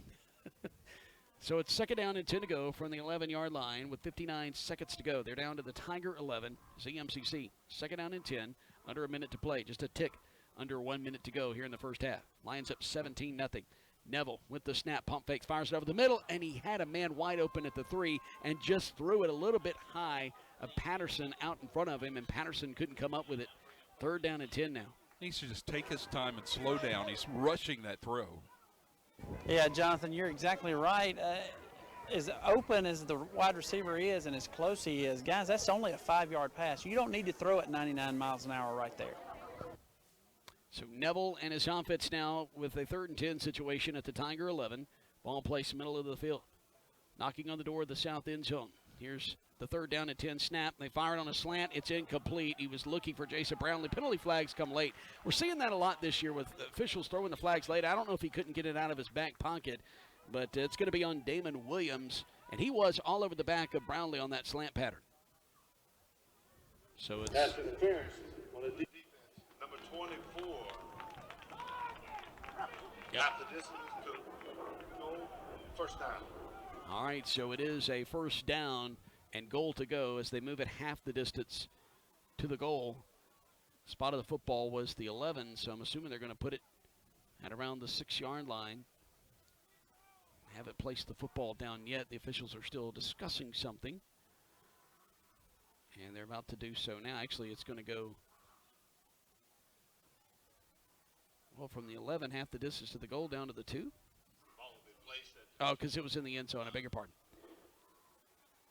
All right, so the ball placed down at the 2. First down to goal to go from the 2.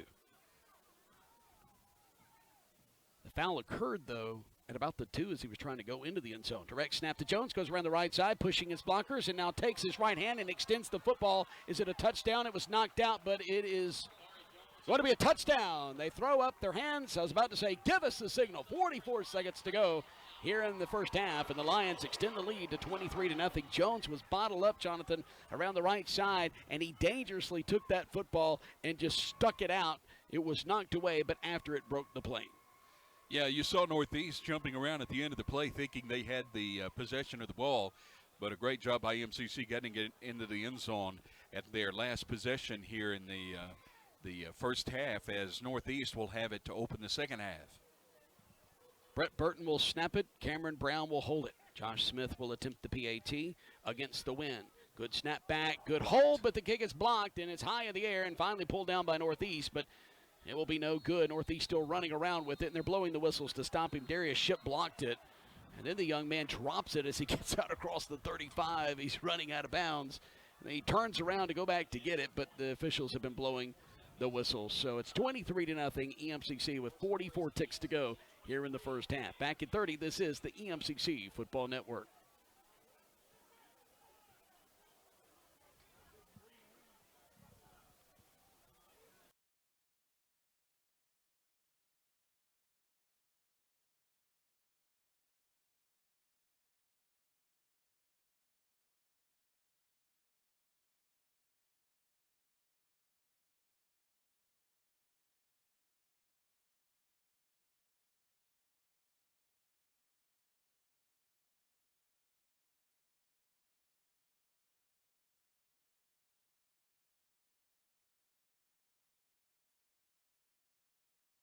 See, they scored the touchdown on the 2-yard touchdown run around the right side for Jamari Jones, but the PAT was blocked. 23-0 EMCC leads it. We'll check in with Glenn Beard here in a moment after this Josh Smith kickoff. It's high end over end. It goes into the wind, but cuts through the wind, taken at the 2-yard line by the return man at the 5-10. Angles to the right side, 20, 25. Still on his feet, spun down around the 29-yard line, and that's where Northeast will have the football.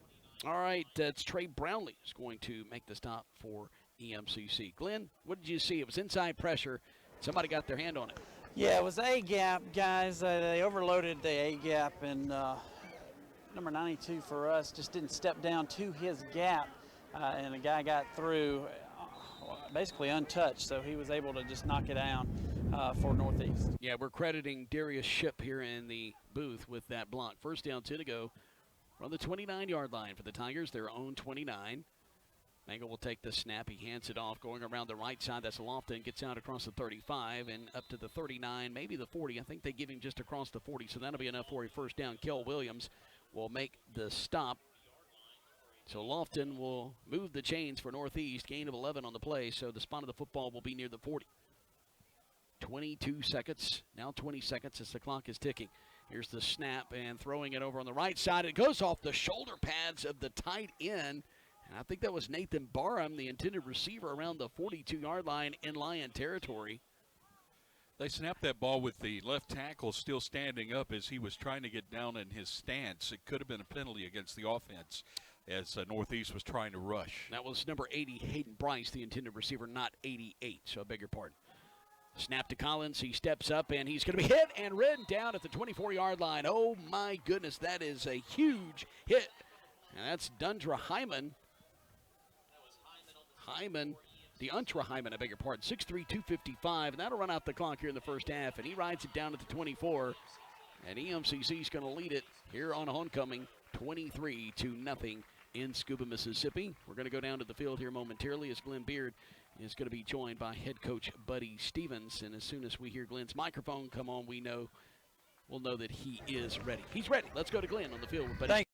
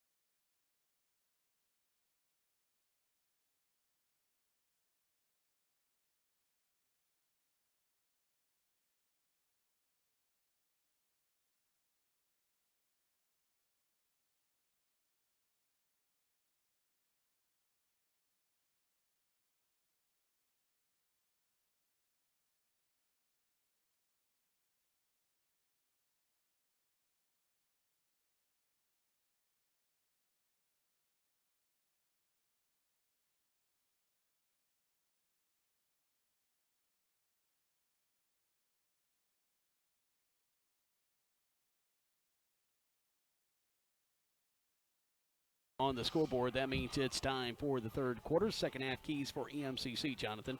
Just continue to do the things you did in the first half. Control the ball. Don't try not to make any mistakes. Don't turn the ball over, and let's just finish out this ball game and then move on to the playoffs next week. Let's take a look at some scores from around top 25 football. Michigan State trails number 6 Penn State 13-0. 6:53 to go in the second quarter. All knotted up at 10 apiece in Fort Worth as 15th ranked Texas and TCU both have 10 points on the scoreboard. 9 minutes to go before halftime. Minnesota, ranked 17th in the country, leads Maryland at home 21-0. 4:10 to go before halftime.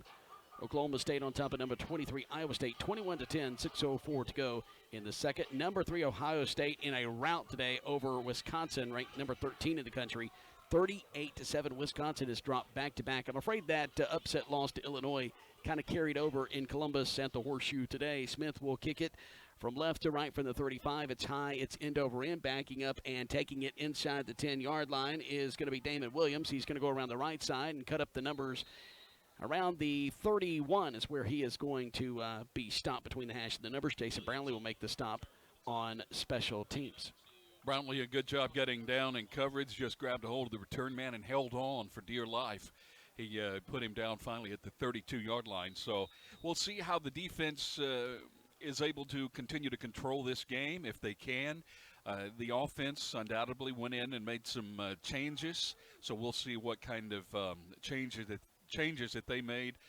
Not too many because they forgot to bring the tailback onto the field there. The running back finally comes out. Jackson gets out there, and he is going to Joy Mangle, the quarterback, and they hand it off to Jackson, go straight up the middle, and he's going to spin his way up to the 35-yard line. So that will be a gain of about 4 on the play, and that'll bring up now a 2nd down and 6 situation.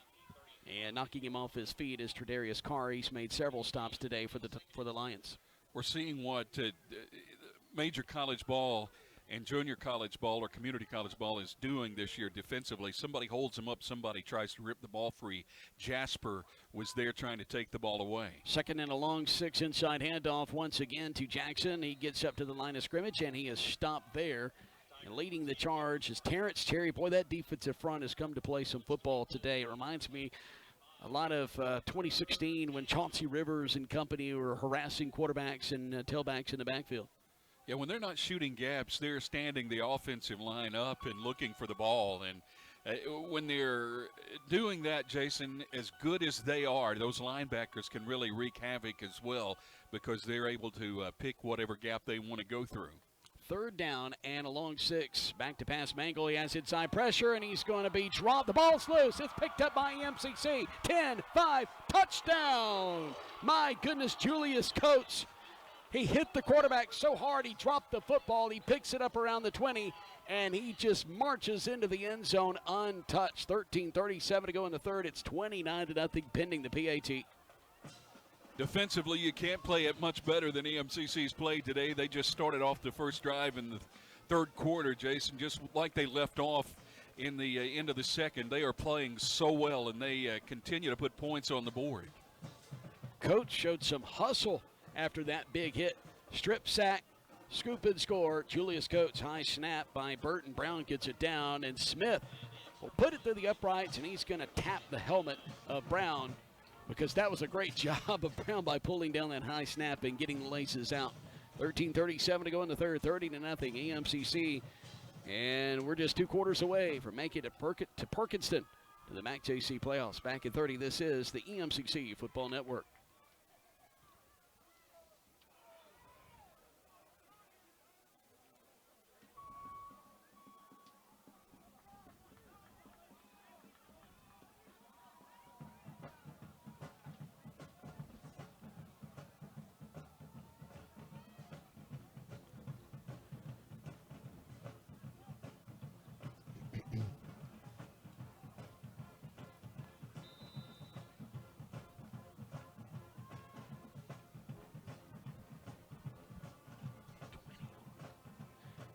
.22-yard scoop and score for Julius Coates On the strip sack just a moment ago, Damon Williams back to receive. He'll stand inside the 5, and the kick's going to sail over his head, end over end, into the end zone. So first down and 10 to go from their own 25 for Northeast. They trail 30-0, 13:37 to go here in the third quarter. It's the final regular season game. The playoffs set. We know that Mississippi Gulf Coast, the number 1 seed in the South, the number 1 seed Northwest in the North, and I believe the 2 seed from the South is Jones.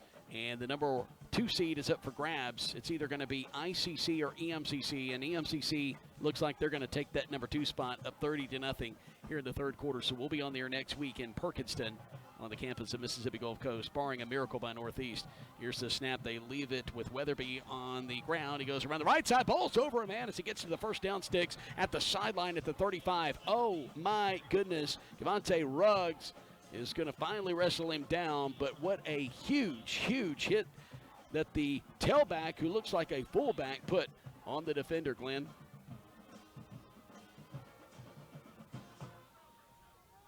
Glenn is not, that's my fault. I didn't have his microphone on. I was talking and talking, man. Inside handoff to Weatherby. He's going to gain a yard up to the, looks like about the 38-yard line. So go ahead and report. Thank you, Jason. Defensively, the Lions picking out right where they left off.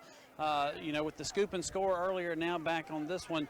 As you said, Ruggs came in and shut the run down on that long run by Northeast. But right there on first down, the Lions' defensive line squeezed in and stopped them short, so it's 2nd and 9.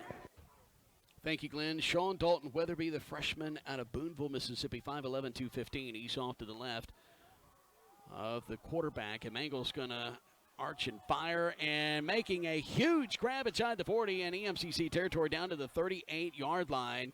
My goodness gracious, that's Hayden Bryce. C.J. Terrell will knock him off his feet. Bryce just used his big body to get position there and make that big grab at the sideline.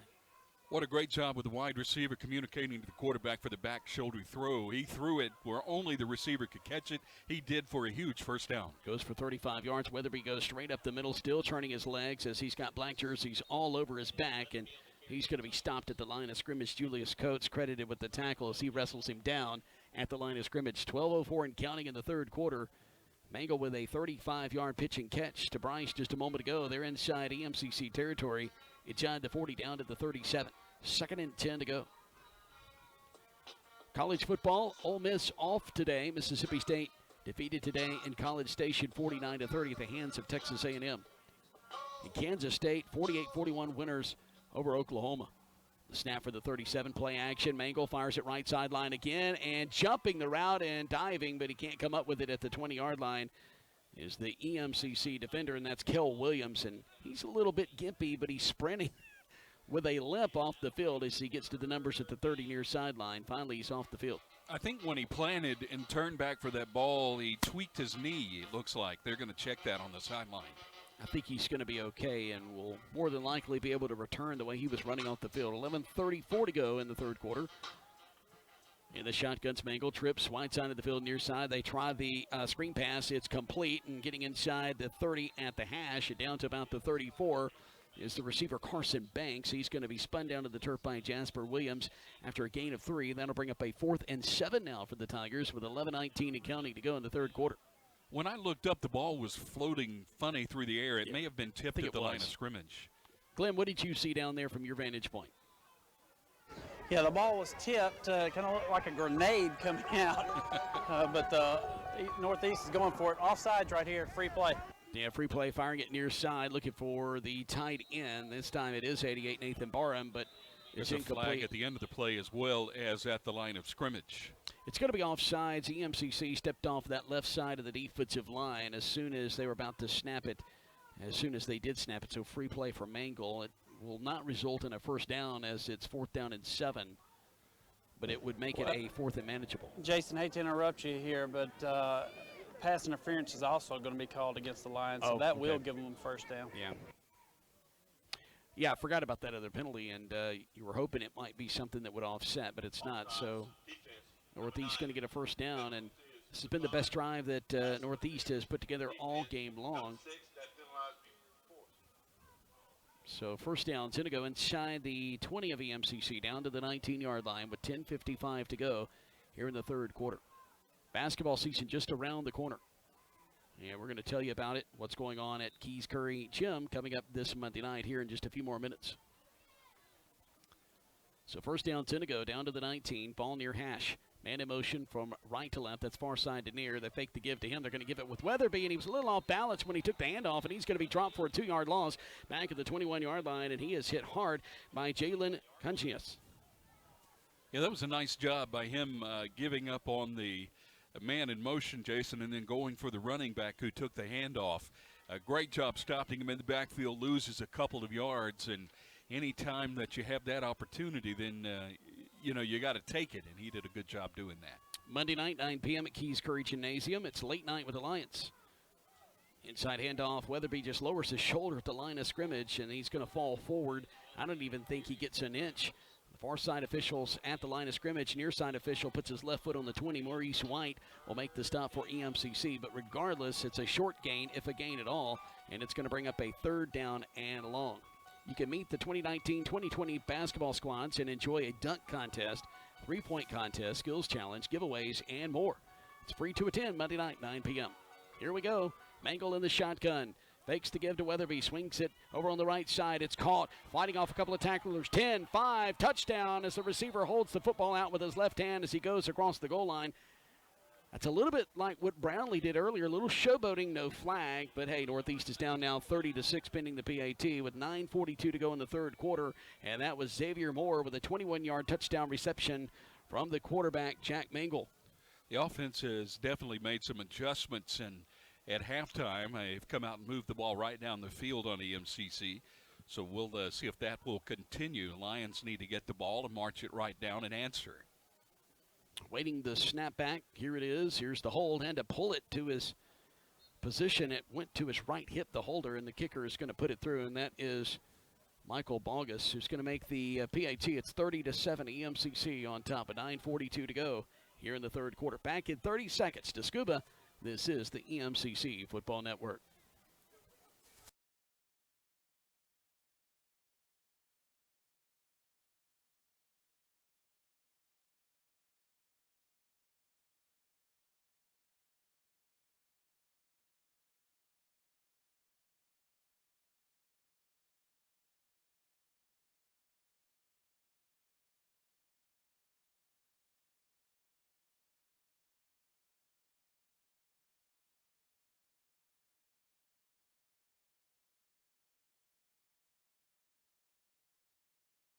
Five seconds off the clock, and they scored on a 21-yard touchdown reception to Xavier Moore from Jack Mangle, the quarterback, down the right side as he went between the numbers and the hash, outstretched his left arm with a football over the goal line as to say, hey, take that defense, and just scored 30-7. The EMCC on top. Michael Bogus is going to go out and have a kickoff for the first time since the opening kick, and he gets his right foot into it. It's high end over end. It's going to angle inside the 5 across the way from us, and that's going to be taken by EMCC Smith. He puts his left hand down at the 10-yard line to keep his balance up across 15-20, and he's going to be brought down around the 24 after it's all said and done. So nice return by Jaqueline Smith, and EMCC will have it at their own 24-yard line. Yeah, Smith thought about downing the ball there.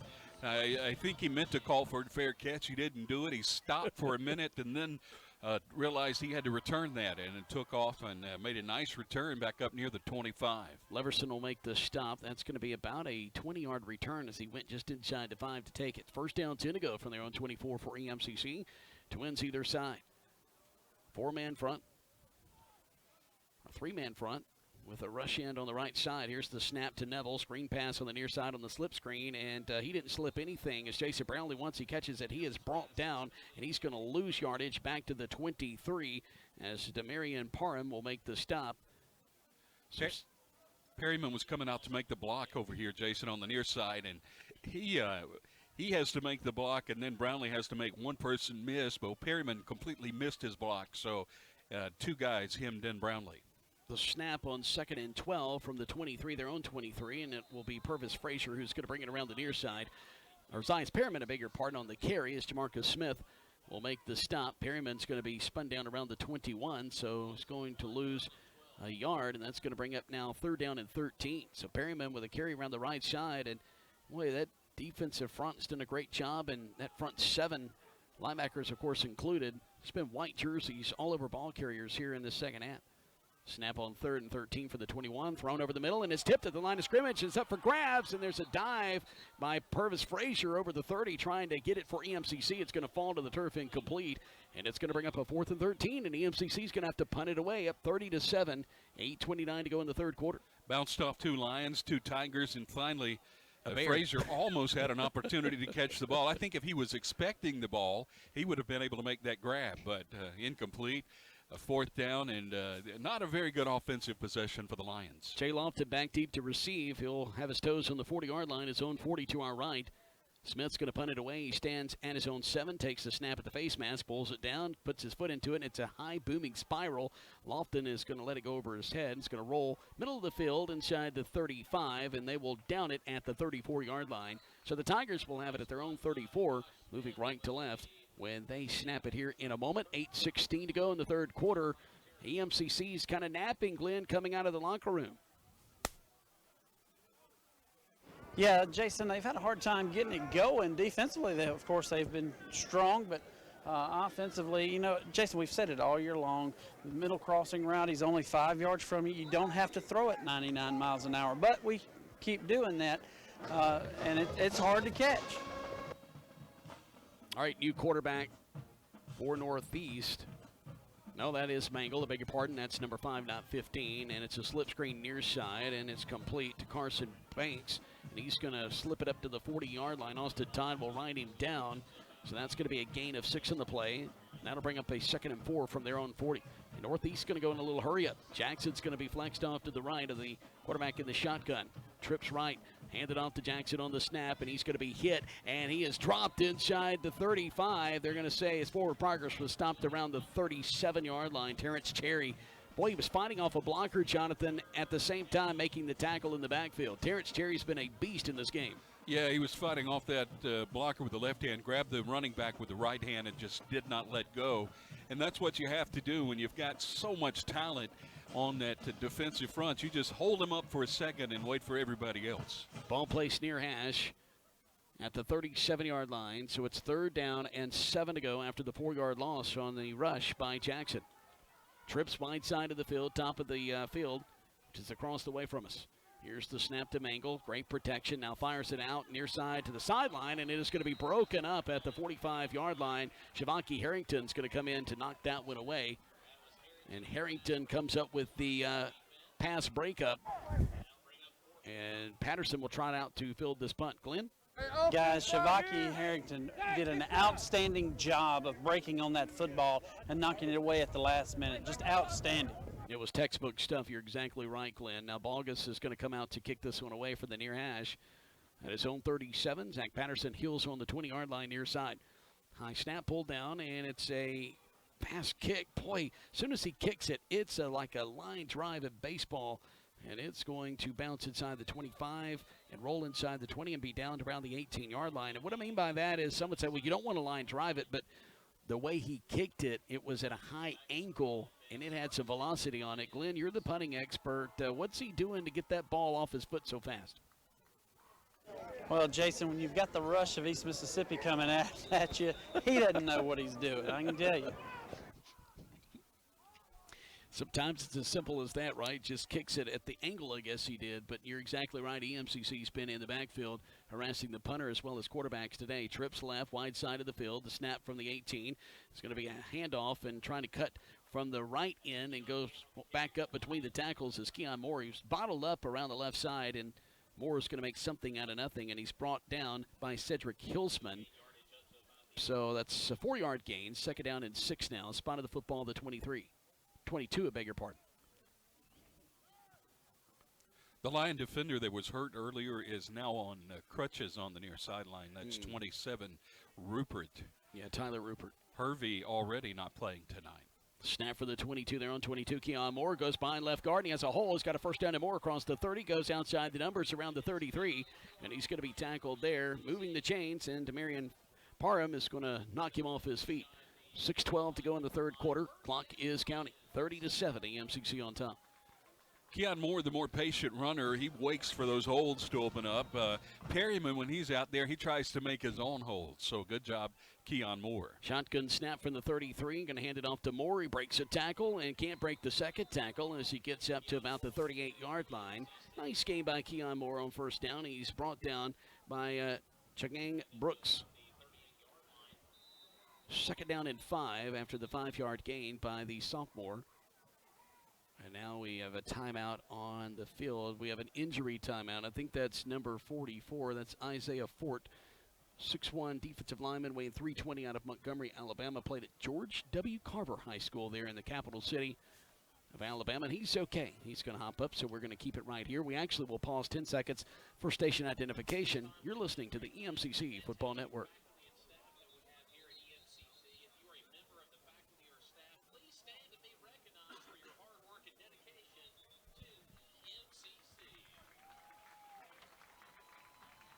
Lions up 30-7 over the Tigers of Northeast here in Scuba for homecoming.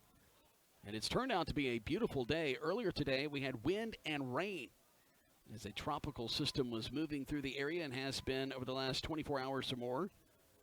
Big soaking in the area, but with this field turf, it takes up the rain really well, and we haven't seen a lot of slippage today. Twin receivers either side of the formation on 2nd and 5. Ball placed middle of the field at the 38-yard line. Almost intercepted at the numbers around the 44, and that would have been a pick 6. And my goodness, Jordan Strong is really frustrated as he broke on that pattern, and he would have walked into the end zone, and that's going to bring up a 3rd down and 5. It's a long 5 from the 38-yard line for EMCC, their own 38. Brownlee broke on the slant. The quarterback threw the stop. The defender was there waiting on it, so thankfully he dropped the ball. Showing pressure on the left side, and now we've got whistles. I think EMCC may have jumped a little early to commit the false start. We'll see what the White Hat has to say. Prior to the snap, false start. Yep. 58 offense. And that's going to be Bailey Trusty, the only sophomore on that offensive line, 6'3", 285 out of Grenada, Mississippi. The former Charger from Grenada High School is going to commit the infraction, and now it's going to bring up a 3rd down and a long situation. 3rd down and 11 from the 33-yard line. Raising his right leg as Neville takes a snap inside pressure. A screen pass to Moore. He caught it around the left side. He has some help, and he's going to get across the first down sticks at about the 44-yard line. He had 2 blockers that were running from that offensive line spot in front of him. Tamarian Parham's going to knock him off his feet, but that was a great job by that offensive line getting out in front of Moore and creating a path. Terrific play call on the screen. Snap from the 44. Moore with the handoff. He breaks it up the middle. He's going to be close to another 1st down as he's going to fall down around the 45 of the Tigers. Sorry, Jonathan, you didn't have much time there as they're ready to snap it. Jamarcus Smith will make the tackle. So 1st down, 10 to go from the Tiger 45. Counting clock, 4:40 to go here in the 3rd quarter. 30-7, EMCC on top.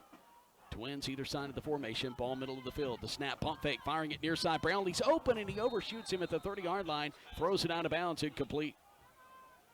Well, Fred Hervey did catch it, but he was on the near sidelines, near the cheerleaders with a towel around his neck. Boy, I tell you what, Fred Hervey's been out of this game with an injury, and that's really tough for EMCC because he's your leading tackler, but the defense, especially in the first half, didn't seem to miss a beat without him. And that's going to bring up now a 3rd down and inches situation. Spot of the football is around the 46. A few moments ago, the ball was marked up down to the 45, and it looked like a 1st down, and now they've moved it back. Yeah, it's to the 46-yard line and timeout East Mississippi, and I think Coach Stevens may have seen that and gone to talk to the head official. Yeah, he's discussing things with the White Hat as we speak. We'll be back in 30 seconds to Scuba. Lions up big, 30-7.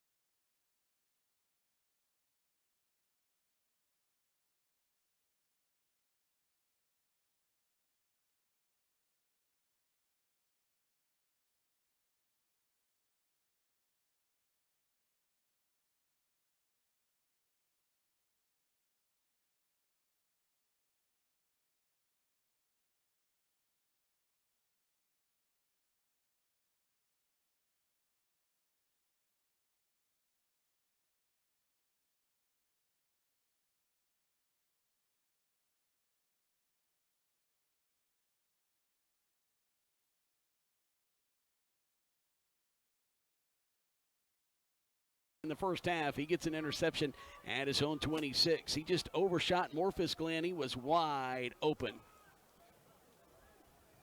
Perryman was also open on the backside of the play, Jason. Nobody within 20 yards of him. A quarterback just focused in on his receiver. He never looked off. And good job by the Tigers stepping in front of that pass for an interception. 3:30 to go in the third. I apologize, Jason. They threw the ball out, and it hit me, and then I got caught up in the crowd and dropped the microphone. So, but anyway, just one of those crazy things. But yeah, Coach Stevens not happy because he missed a wide open receiver. Two of them, as Jonathan pointed out. Glenn, we understand. Hashtag sideline reporter problems. Ball near hash at the 25 officially. Collins back in there, quarterback. He'll avoid some pressure, slides to the near side, hit as he throws, but caught a receiver in stride. The 39-yard line, he's going to be wrestled out of bounds at the 39 as he was running laterally after he caught the football. And Shabaki Harrington will push him out of bounds, and that'll move the chains. And all of a sudden, the momentum has shifted to Northeast. 3:19 to go in the third. 30-7, though, EMCC with a big lead. Yeah, their tackle was holding Cherry as he was trying to put pressure on the quarterback. He tackled him. As a matter of fact, in the backfield, EMCC rushing a player on at the last minute. Yeah, that's Jalen Cungius coming off the sideline at the last minute, but Northeast looking to the far sideline. Reed Collins, the quarterback, sophomore quarterback out of Madison, Mississippi, played at Madison St. Joe. 6'3", 205 in the shotgun. Twin receivers either side. Is going to leave it with Jackson, and Jackson's going to be tackled at the line of scrimmage. He ran into a brick wall, and it's going to bring up a 2nd down and 10 situation. And Deshaun Page, the freshman from Knoxville, Tennessee, will make the tackle. 2:40 to go here in the third. 30-7, the Lions are on top.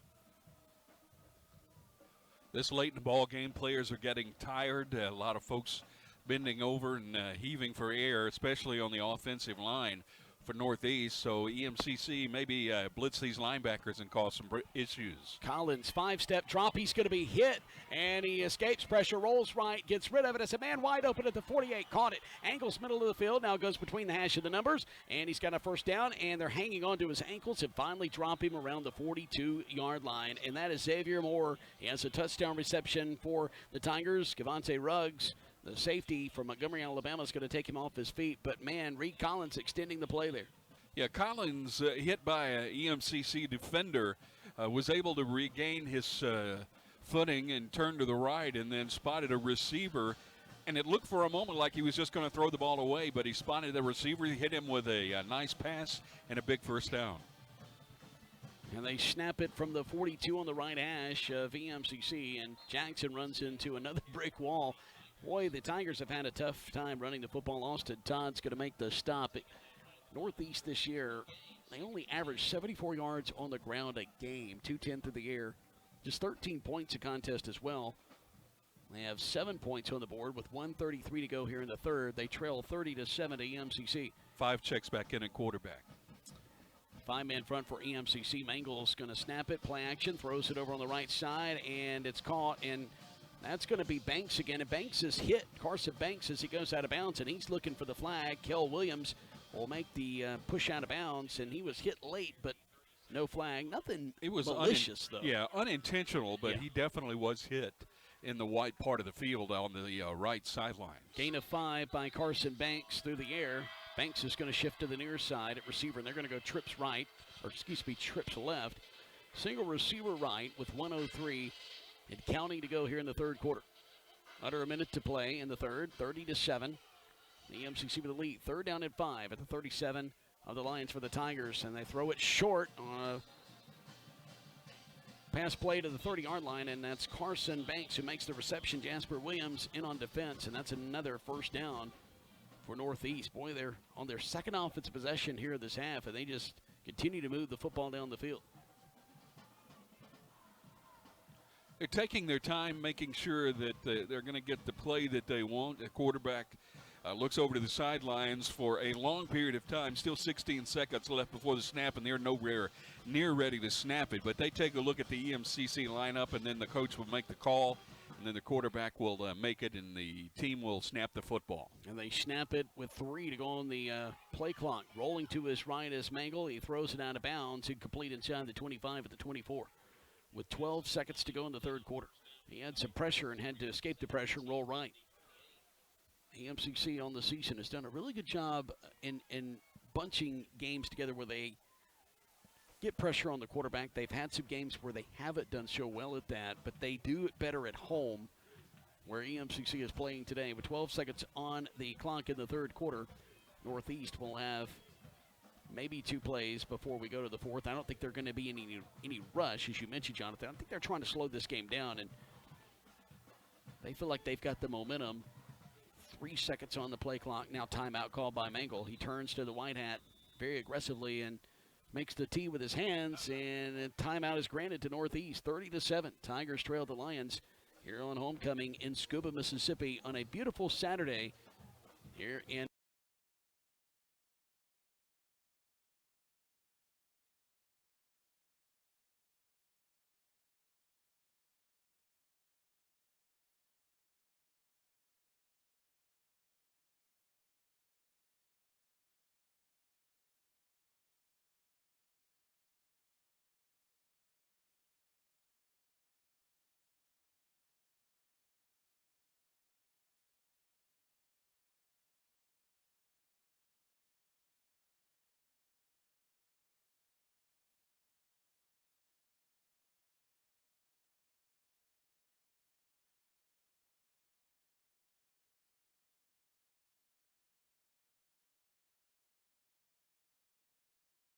from near side to far.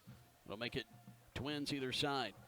RPO, they throw it over on the right side. It's caught, and going down the numbers and getting to about the 25-yard line is Montel Gladney. He's taken off his feet by Kel Williams. He almost threw the ball right into the hands of the defender, Julius Coates, big 6'7", 275-pound sophomore who came across the line of scrimmage, and the ball went through his hands and into the receiver's hands for the Tigers. So that will run out the third quarter of play. We'll be back with the start of the fourth in about 1 minute, 30-7. EMCC on top here in Scuba. This is the EMCC Football Network.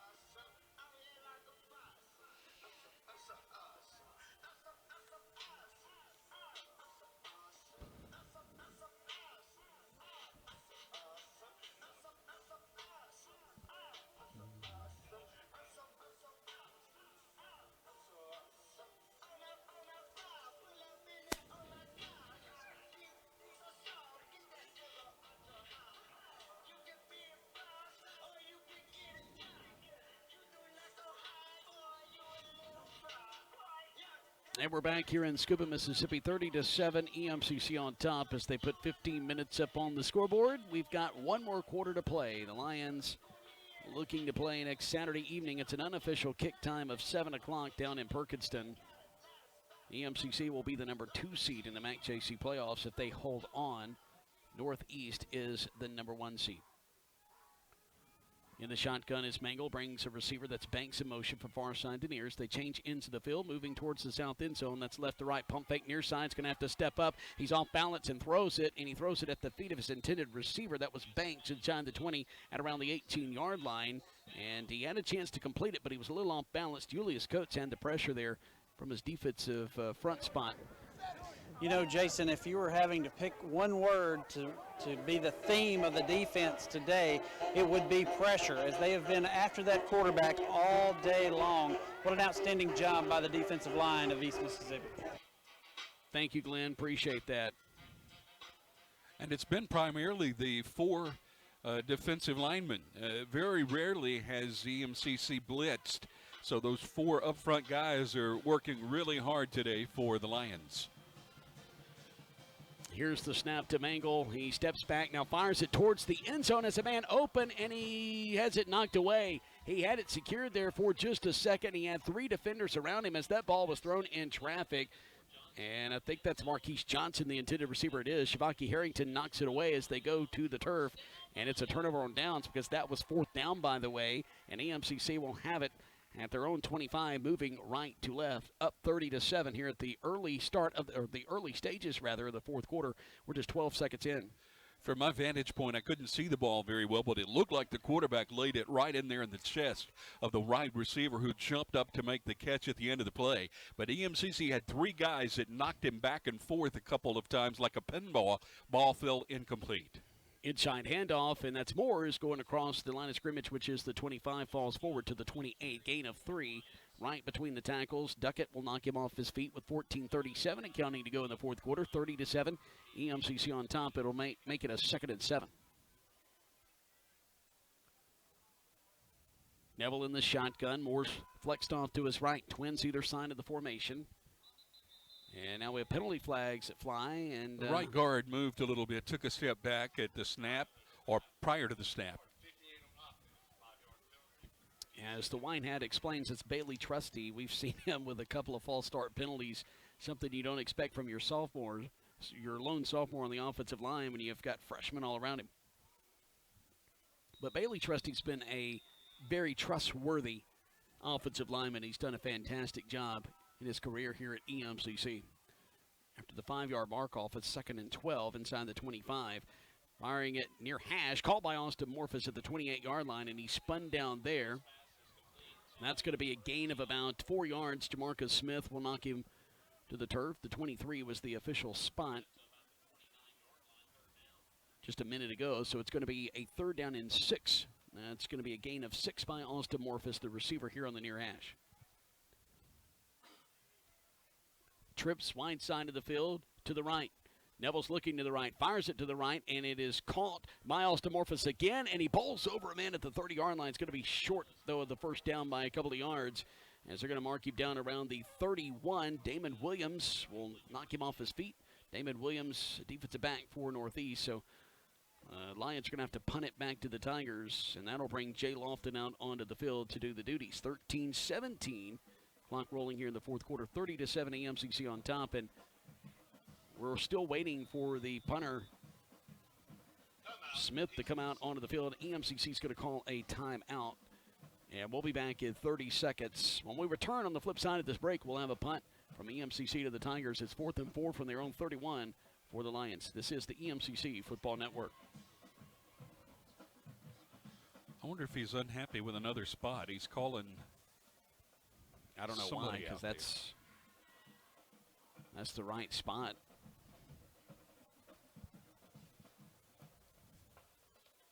That's probably not it, but yeah,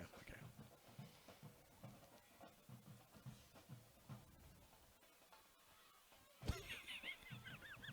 Buddy's making his point. And we welcome you back to Scuba, Mississippi.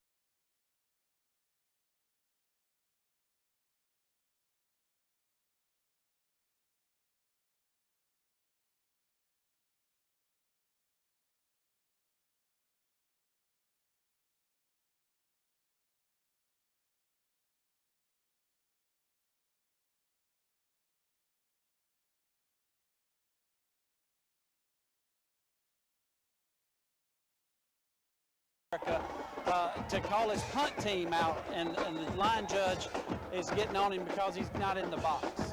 Gotcha. So we have some clarity. Thank you, Glenn, for being our eyes and ears down on the sidelines. Smith takes a low snap of the knees, picks it up, gets his right foot into it. It's a high end-over-end kick. It's going to bounce at the 49 of the Tigers and roll down the sideline and goes out of bounds at the 42. So it takes a 7-yard roll after it bounces at the 49 and then skips out of bounds to the right. And so EMCC will have it, or excuse me, Northeast at their own 42 from left to right. 12:59 to go here in this 4th and final period. In Northeast from Boonville, Mississippi, finishing out the 2019 season. And it's been a rough one for them, as we mentioned. Coach Greg Davis, Tigers are 3-5, 2-3 in the North Division, and they have lost the last 3 contests. They've lost every game here in the month of October. So they've had some struggles here this month. Twins near side, play action, looking left as Collins. He throws it out of bounds at the 45-yard line. Had a receiver there, but he was covered up. EMCC did a great job with Aquarius Johnson there with pass defense. Or I beg your pardon, that was Kel Williams. Kel Williams out there on the far side. Should be able to see the numbers really well. Those white numbers really reflect well off those black jerseys. I like the uniform combination by the Lions, by the way. Black jerseys, white pants, white helmets. trips wide side of the field, near side, 2nd and 10. Snap from the 42. They hand it off, going around the left side, trying to spin out of a tackle as he gets into EMCC territory at the sidelines, down to the 48, pushed out of bounds by Kel Williams. Jay Lofton, the Winona product, is the man that carried the football. Not certain where that music is coming from, but all of a sudden it stops. So we enjoyed a little music to entertain you in between plays. 30-7, EMCC on top. County clock, 12:26 to go here in the fourth quarter. Twins near side, single receiver on the left, ball on the left hash. Snap from the Lion 48. They hand it off to Lofton, tries to bounce it to the outside on the left side. He's hit, breaks that tackle, can't escape the second tackle, and they bring him down after a yard gain down to the 47-yard line. Jasper Williams will wrestle him to the turf. Jay Lofton, the Winona, Mississippi product, we know he's been well coached coming out of Winona High School, but let me tell you, he plays with a lot of heart and fight. He's only 5'5", 170, so not a very big kid, but certainly is talented. And he is towered by Reed Collins, who stands at 6'3" out there. I feel your pain, Mr. Lofton. Snap to Collins, and they let him come. It's like a jailbreak screen, and the ball's going to be tipped and knocked out of the air by the defensive front for EMCC. And that's going to be Cungius, who's going to tip it away at the 45-yard line as he was trying to throw it on the left side to Lofton. So it's going to bring up a 3rd and 9 from the 47 of EMCC for the Tigers. Jalen used all of that 6'3" frame, Jason, to get up there and knock that ball into the air. It fell incomplete. But another thing to watch is the Tigers are playing into the wind now. That fierce wind that's been blowing all game long is blowing into the face of Northeast. Man in motion from near side to far. That is Cedric Wilder. They'll snap it from the 48 of the Lions and throwing it over the middle, and it's up for grabs, and EMCC got a left hand on it. And Marcus Jackson didn't have position to intercept it around the 30-yard line, so Jackson will deflect it, and it's going to be a 4th and 9. EMCC will have a 4th down play. They face defensively, 4th and 9. Tigers are just going to punt it away. I thought they were going to go for it. They're on the plus side of the field, but they don't want to give EMCC the ball back at their own 48, so the Tigers just going to kick this one away, play it safe. Patterson's going to trot out, and he'll have his heels on the 10-yard line, far hash. And coming out is Michael Bogus, who averages 40.1 yards per kick. Arching snap back. He gets his foot into it, and it's a wobbling kick that's going to be taken at the 13-yard line, and a fair catch is called for at the numbers by Patterson across the way. So the Lions will have it at around the 14 officially. EMCC will have a first down, their own 14. They're in shadow of their own goalposts. Well, I shouldn't say shadow, but they're closer to their own goal in the south end zone, and they're going to be moving towards the north as the sun has been out for quite some time. The clouds are starting to move away, but still I would say it's a partly cloudy situation here in Scuba. The wind's still blowing very briskly out of the southwest, blowing towards the northeast at about 17 miles an hour. Snap, they're going to hand it off to the tailback, Perryman, and who looked like he was hit across his face mask, but no grab, and he's not going to gain anything as he gets back to the line of scrimmage. 2nd down and 10 for EMCC. Making the tackle there is going to be Cedric Hilsman. Hilsman stayed low, got through the line, and hit Perryman before he could cut up, Jason, or he could have had a big play there. 11:05 and counting to go in this game. EMCC up 30-7. 2nd and 10 from their own 14. Neville dancing in the pocket, fires it to Patterson. Caught, 29-yard line, and he is hit in the air and dropped there. It's enough for a first down. Huge reception by Patterson, and he's going to be knocked off his feet by Kendarius Shell Dixon, and that's a gain of 15 yards. Boy, Patterson has done a great job earning time on the field, especially with this offensive unit, with all those great wide receivers. He is a dangerous guy once he touches the ball. Patterson was in motion, and they flick it to him on the speed sweep, and he has the seam, and he's going to go to the house. Inside the 40, inside the 30. Do they catch him? I think they do. Inside the 15, and they'll drag him down at the 10-yard line. Spoke too soon. I thought he was about to outrun everybody as Damon Williams will bring him down. I'm looking around for penalty flags. Here's one back at the 27-yard line, Jason. It's going to be a hold. Oh, goodness gracious. I'm still looking for the flag and don't see it, but I trust that it's there. And an injured defender at the very end of the play. The coaching and trainers are coming from the far side of the field. Okay, I know why I don't see it. There's an official standing near side that charts plays. Now he's blocking my view. Yeah, that was Now he steps back. 5 men in the backfield for EMCC. So they lined up inappropriately. The officials saw that, but a great run that time by Patterson. We had just talked about how dangerous he is when he touches the ball, and then he just rambles for 70 yards down the field. So no doubt he'll get another opportunity coming up soon. Buddy Stevens is in the official's ear over here on the near sideline, and he took his headset off and was giving him a piece of his mind. The official didn't even look at him, just put his hand up. But they're still talking there at the 25-yard line. So EMCC is going to have it at their own 24, moving right to left. And it's a first down and 15 situation. 10:37 to go here in the fourth, and they wind the clock. 10:35, 10:34, counting clock. 20 on the play clock for EMCC. Twins either side of the formation. Ball on the right hash. Snap for the 24, their own 24. Dancing again in the pocket and throwing it over on the right side. Too high for Zias Perryman. He was wide open. Probably wouldn't have gained too much, though, after the reception. There was some white jerseys closing in. But Ren Boyd is going to pressure Neville into that fast and high throw over on the right side. It goes out of bounds. Incomplete. Suck it down in 15. We've seen Neville very antsy this whole entire ball game. And he stomps his right foot, takes the snap on 3rd and 15, hit as he throws, and he throws it high and wide at the 40-yard line, incomplete. I'm sorry, that was second down, not third. Now it's 3rd and 15. Parham's going to pressure him into that wide throw at the 40-yard line.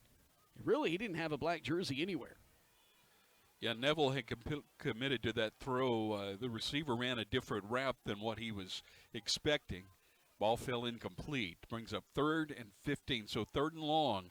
Big third down here for EMCC. We'll see if they can pick it up. Spotted the football on their own 24, right hash. Neville directing a man in motion. That's Smith, or Morphus, I beg your pardon, from far side to near. And say a screen pass to Perryman. He goes around the right side. He's going to have a guy on his back. He almost is undercut, and he carries him for a ride, and then he aggressively goes out of bounds around the 35-yard line. Tough run by Zias Perryman, and Jamarcus Smith is going to be credited with pushing him out of bounds and getting the tackle. 10:02 and counting in the fourth quarter. EMCC is going to have to punt it away. Boy, they've really spit and sputtered on offense here in the second half. Yeah, Perryman, a guy that just doesn't quit. He keeps that engine going, and he was jerking his leg trying to get loose at the end of that play. Just happened to go out of bounds and spin free. Had he not gone out of bounds, he would have picked up the first. But a fourth down, Smith out there to punt it again, and he's got the wind to his back. Lofton will stand inside his own 30 at the 29 far hash to receive this punt. Here's the kick, and it's a wobbly kick middle of the field, dangerously close to another white jersey, and it's going to take a northeast roll backwards as it goes inside the 30, now back over the 30 and up to the 31-yard line, and it's down there. This is nothing pertinent to this game, but I find it hilarious. Just got a text message from a Tennessee fan, a diehard Tennessee fan, that says, "Here we go again." I don't know what's going on in the game with South Carolina. He's probably talking about officiating. That was the theme after the game in Tuscaloosa, where the Vols fought really, really hard. But it wasn't the officials' fault that Garantano fumbled the football on a weird quarterback sneak attempt over the top at the goal line. And then the Crimson Tide took it back 100-plus yards for the defensive touchdown. Those things happen when you go in business for yourself. Yeah, that's right. Ball near hash at the 31. Here's the snap, and that's Davis. He's back. No, it's not. That's a Mangle, and he finds a man wide open at the 40, middle of the field, and he hits him, and then he turns upfield and gets the first down and more across the 45 up to the 46-yard line. Shavonki Harrington will make the tackle. Good job by Mangle. As the pocket closed down, he stepped up, then came to the right, and there was a little opening. He stepped through it, made the completion. The Lions had a young man that got up limping a little bit, C.J. Terrell. Ready to snap it on first down from the 47 of the Lions, and they throw it wide on the left side, and it's caught and spinning free, and going down the far sideline inside the 30 is the receiver, and that's going to be Samarcus Evan, who's going to make the reception. Jasper Williams will knock him off his feet inside the 30, and it's going to be a first down and then some. That was a huge reception of 28 yards by Samarcus Evans. Yeah, defender.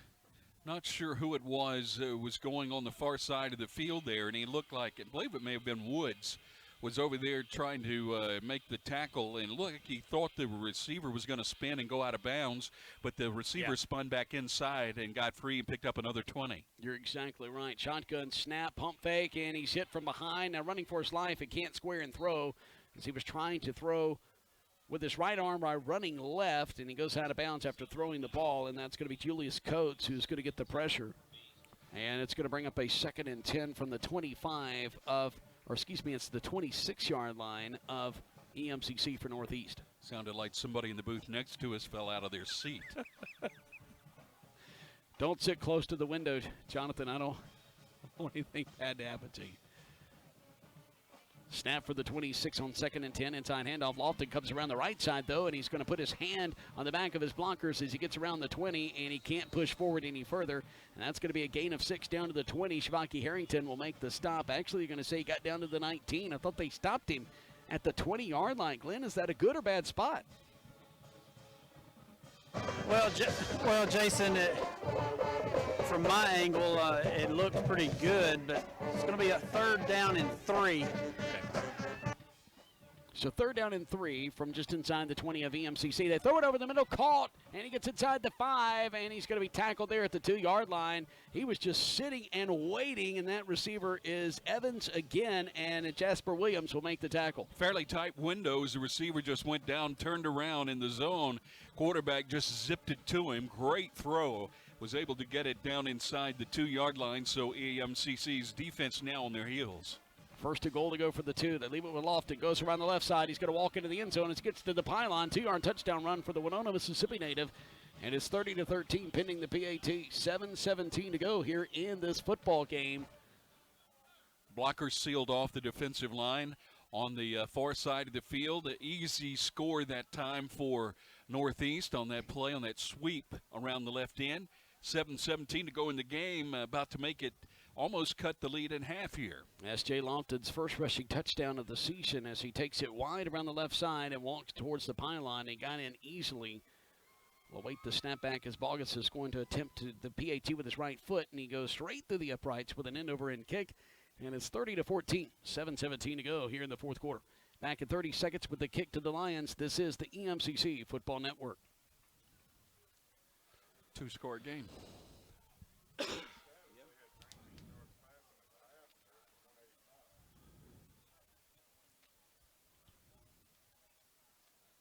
All right, Glenn, we're going to try to come to you and get you to make sense of it all.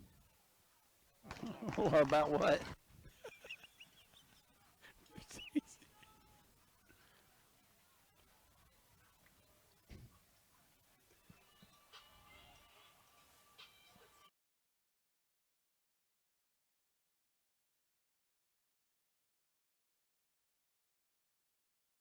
We keep our eye on the SEC and in Knoxville. By the way, that was a 6-play, 69-yard drive, 2 minutes and 4 seconds off the clock, and it was capped by a 2-yard touchdown run by Lofton. LSU and Auburn tied at 10 at halftime in Tiger Stadium in Baton Rouge. That game on CBS. So after our game, turn on the boob tube and watch it as the ball's going to bounce at the 10, and it's going to roll out of bounds inside the 5-yard line, so the penalty flag comes out. So can't do that, so EMCC will have it at their own 35, moving right to left, unless they get them to re-kick the football. 30-14, EMCC on top here in the 4th quarter with 7:17 to go. 19 yards at the half, throwing for Northeast. They stuck with the quarterback in Mangle, and now they have 185 here in the 4th quarter. Glenn, it's just been a struggle for EMCC on either side of the football to really get any kind of rhythm and things going. Yeah, Jason, I couldn't agree more, but, you know, I will say for the defense, they've had to be out there a whole lot more than they've wanted to because the offense hasn't got anything going here in the second half. Neville has missed. Neville will take a high snap, pulls it down, is going to leave it in the belly of Moore. It's going to be twisted awkwardly around the 34-yard line and drop forward. Progress will get him out around the 35. Duckett will make the tackle. When you gave the Tennessee score a moment ago, it seems like Jeremy Pruitt is finally getting that culture change that he's been looking for all season. As the Volunteers are playing much better football over the last 3 games. 6:52 and counting to go in this game here in Scuba. The snap from the 36, firing it across the way, and it's caught by Brownlee in Tiger territory down at the 48-yard line, and he's pushed out of bounds as soon as he makes the catch. And Drew Leverson will make the tackle. 6:42 clock stop as EMCC goes out of bounds, and the Lions are down to the 48 of the Tigers, and that's a nice throw there, 16 yards. And that's going to be from Neville to Brownlee. What they were doing there, the cornerback was picking up Brownlee short, and then he was releasing him to the safety. Well, Brownlee just found the soft spot, and a great throw by Neville. Inside handoff to Moore, puts his right arm out to push some folks out of the way, and he's going to get down to the 45. So that'll be a gain of 3. And that's going to bring up now a 2nd down and 7, making the tackle, and leading the way is Duckett. A couple of white jerseys there on defense. 2nd and 7, 6:10 and counting to go in the 4th quarter. Northeast is trying to rip the ball, Jason, from the arms of the ball carrier. So right now is when you have to toughen up, hold on with all you've got with under 6 minutes to go in the game. It looked like they're off sides or lined up that way here on the near side. And it's a quick throw to Smith near side, and he's going to have his forward progress down to the 41 after catching, and he's pushed back to the 42. But Jordan Strong will make the tackle. So it's going to be a 3rd down for EMCC. 3rd and 3, gain of 4 on the reception by Smith. Jalen, the receiver from Noxubee County High School, Jason, he comes from a school that just is a perennial powerhouse in the state. Wait the snap for the 41. Here it is. Neville's going to swing it to Moore out of the backfield on the right side. He's hit, and he's going to go backwards as he's turning his legs, trying to get back to the line of scrimmage, and he will do so. So it's going to bring up a 4th and 3 as Duckett will make the tackle again. But, hey, Noxubee County lost, their 3rd district game since 2008. That's phenomenal. And that was to Choctaw County on Thursday night. So Choctaw County, your district champs, and Glenn Beard, our sideline reporter, is the voice of the Choctaw County Chargers. Congratulations, Glenn. Well, guys, I didn't do anything but call the game. But it is a big coach. It is big for our kids and our program. Jeff Roberts has done a fantastic job in his first season in Ackerman and Choctaw County. Lots of talent on that team. Absolutely. Patterson in motion near side to far, and on the snap to Jones, who's the new quarterback on this 4th and short. And there's whistles, and I think EMCC called the timeout before the snap, and they did. So we'll take it with them with 4:37 to go in this game. EMCC in control, up 30-14. They have a 4th and 3 facing them at the Tiger 41. We'll be back in just a moment. This is the EMCC Football Network. They were lined up.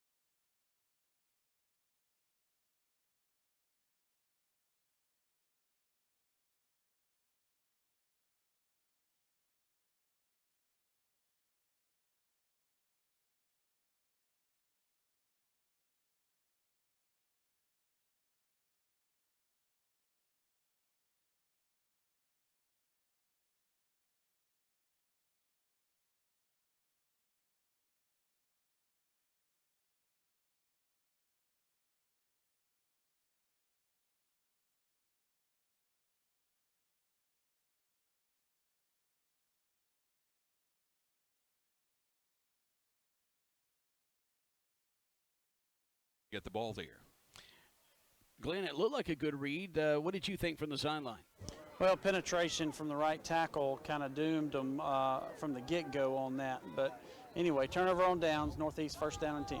Mangle in the pocket, fires it to midfield. It's caught over on the sideline and trying to spin out of a tackle as a receiver. Then he drags him inside the 45 down to the 44-yard line. So Mangle completes the throw over to Bryce, and Marcus Jackson will hold on. Hayden Bryce has really been good here in the second half.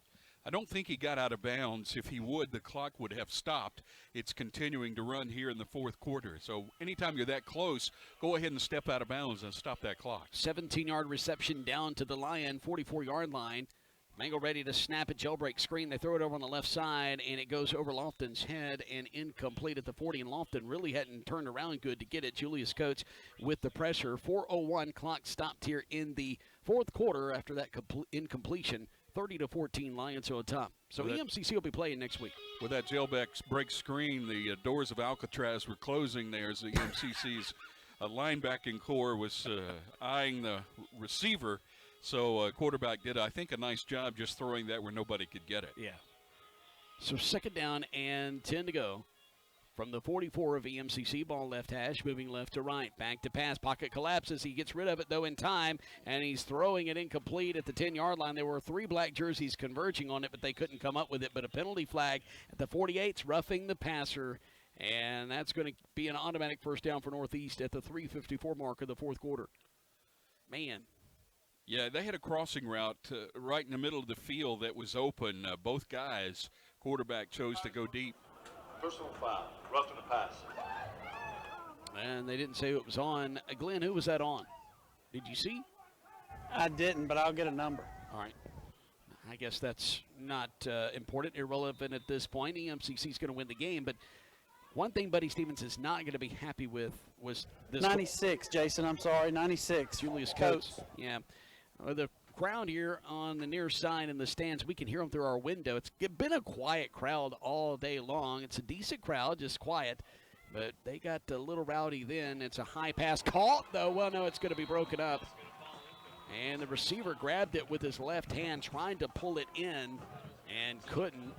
And Shabaki Harrington in coverage as Jack Mingle attempted the pass here on the near side. That was Stefan McGlawn, who reached up, grabbed it with his right hand and tried to catch it with one hand, and as soon as he hit the turf, it fell incomplete. Harrington in on defense. 30-14 Lions on top. Any young players that are here at the game that wanted to see how to play, make that play, and do it perfectly, that was it. He fought off the tackler and made the big hit. 2nd and 10 from the 29, and Lofton carries it around the left side, but whistles blow. It's going to be a false start on Northeast.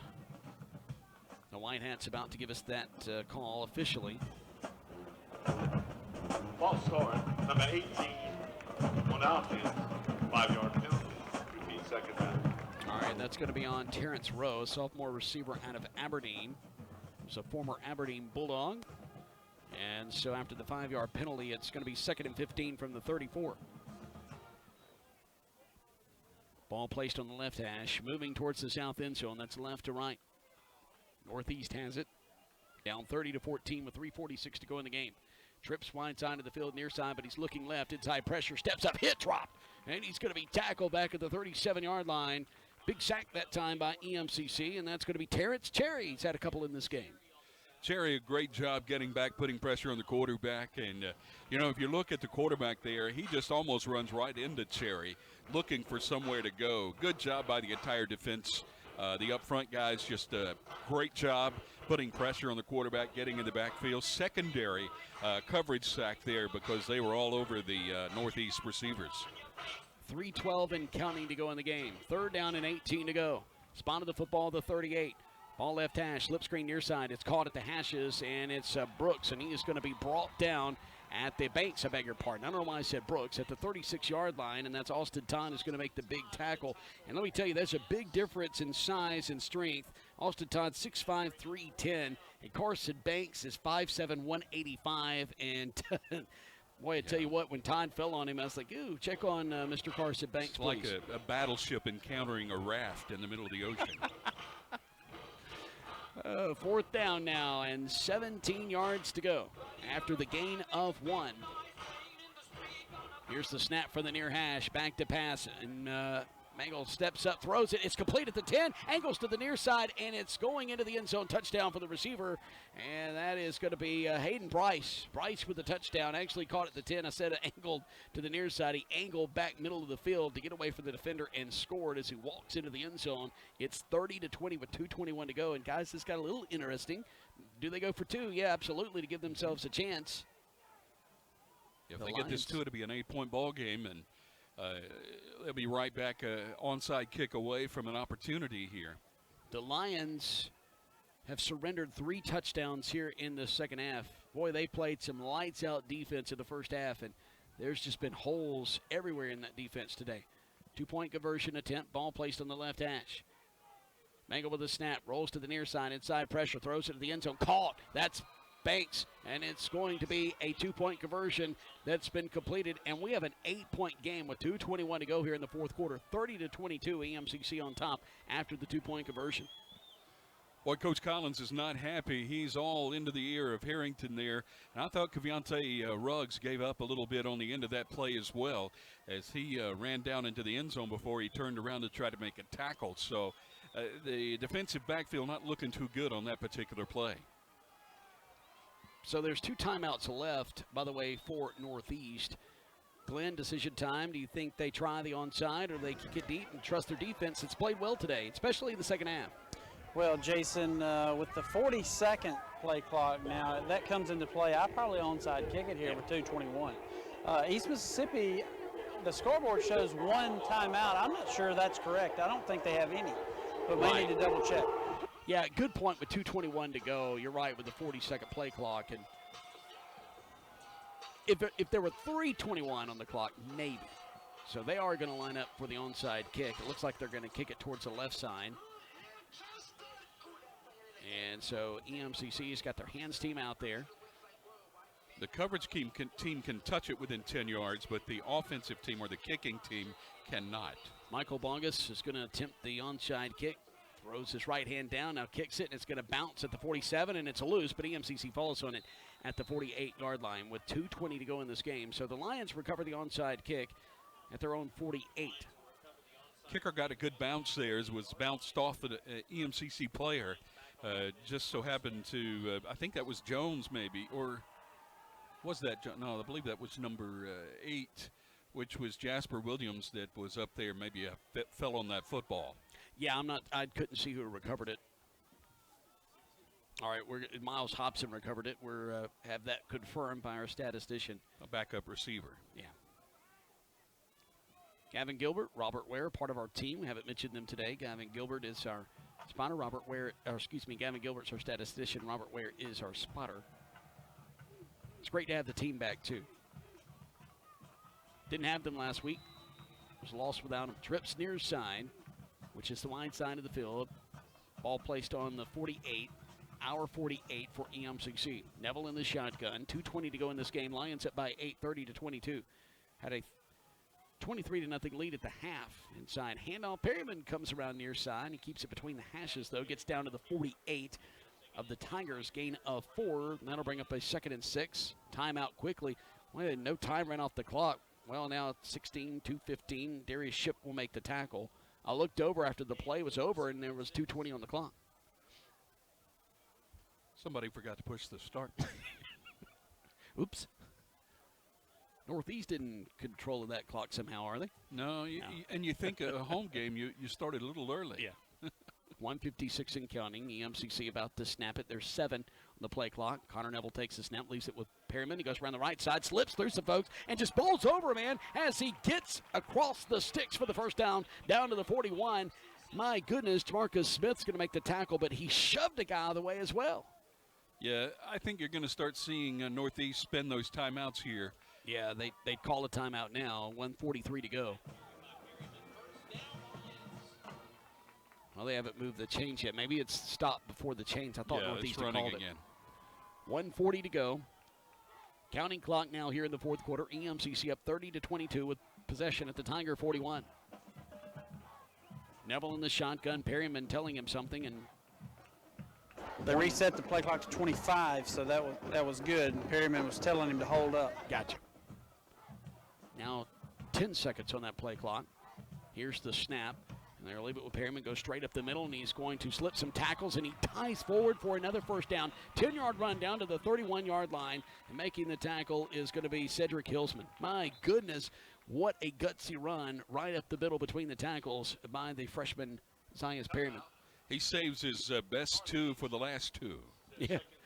Timeout with 1:08 to go in the game. It's enough for a first down, so it's just inevitable for Northeast that this game is going to go into the books here pretty soon. It's going to be another loss for Northeast. EMCC in about a minute and 8 seconds going to qualify for the playoffs because it's going to be a four-way tie in the North half out of 6 teams.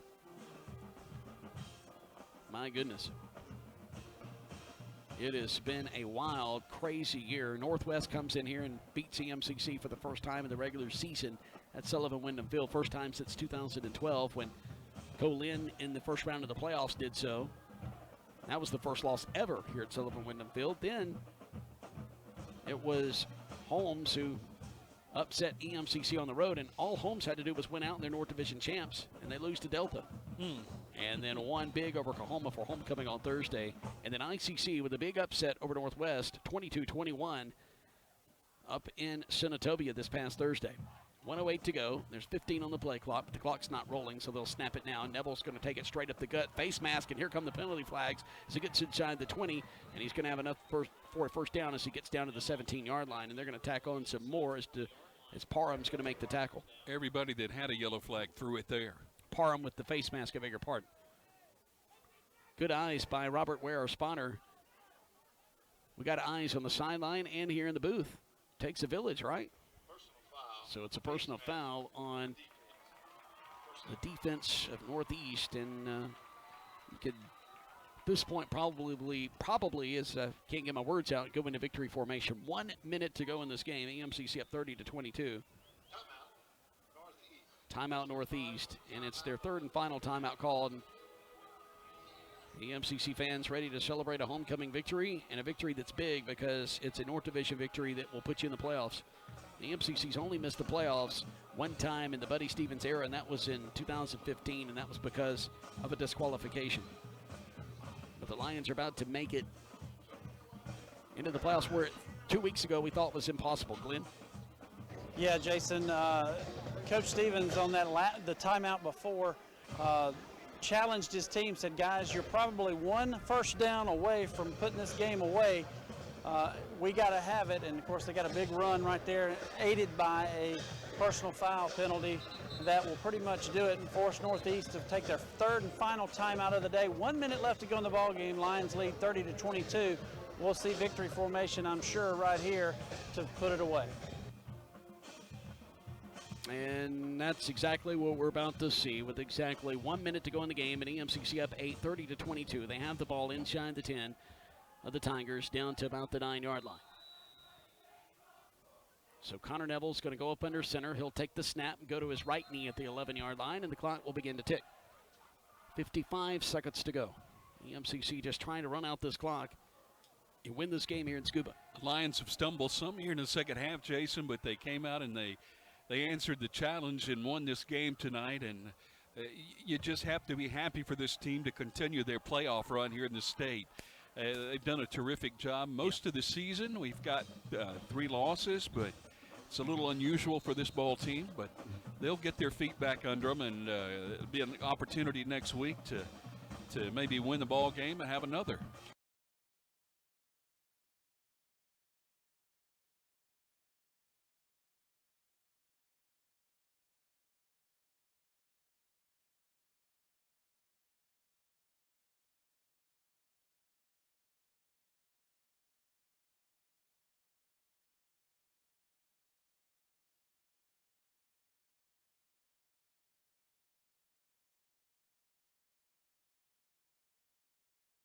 Kickoff. That's what I've been told. That has been close to confirmed by Mississippi Gulf Coast. 6:30 would be our airtime following the Mississippi State-Arkansas game. 30-22. Lions win it, and they wrap up the regular season with a 6-3 record. And we're going to be talking with Buddy Stevens and giving a little bit more information on our post-game show as we're live at Sullivan Wyndham Field, high atop the surface in the press box. We'll be back in a moment. The EMCC wins it 30-22 over Northeast and win it on homecoming. This is the EMCC Football Network.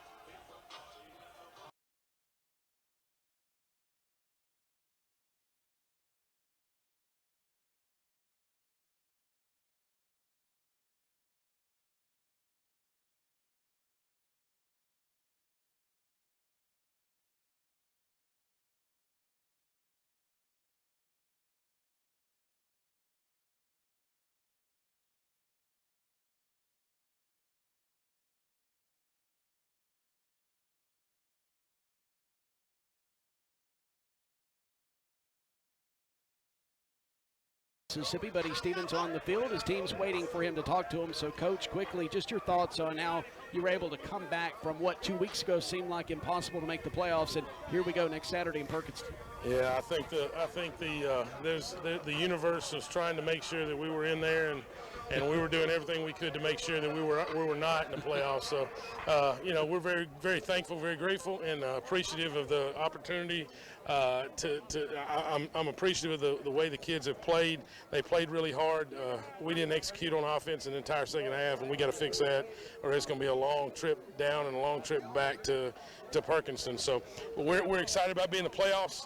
The Lions are in there one more year, and we'll see kind of where it goes. And we'll get in tonight and watch some film and start working on the game plan. But we're very excited about being in the playoffs and having an opportunity to go and play in Perkinston one more time. There ought to be a lot of Lions and a lot of Bulldog fans down there for that ball game. All right, thank you very much. Appreciate it, buddy. Congratulations to you. Buddy Stevens about to talk to his team. They're between the 30 and 40-yard line, all of them on one knee, and they were waiting for him to finish. Patiently waiting. Yeah, patiently waiting on Buddy Stevens to go talk to him. So he's addressing his team now. We're going to come back and wrap up our broadcast. We're going to get thoughts from Glenn. We're also going to get thoughts from Jonathan, and we'll give you a few stats as EMCC wins it here in Scuba on homecoming, 30-22 over Northeast, and they make the playoffs, the number 2 seed heading to number 1 from the South and number 1 in the country, Mississippi Gulf Coast, next week. This is the EMCC Football Network.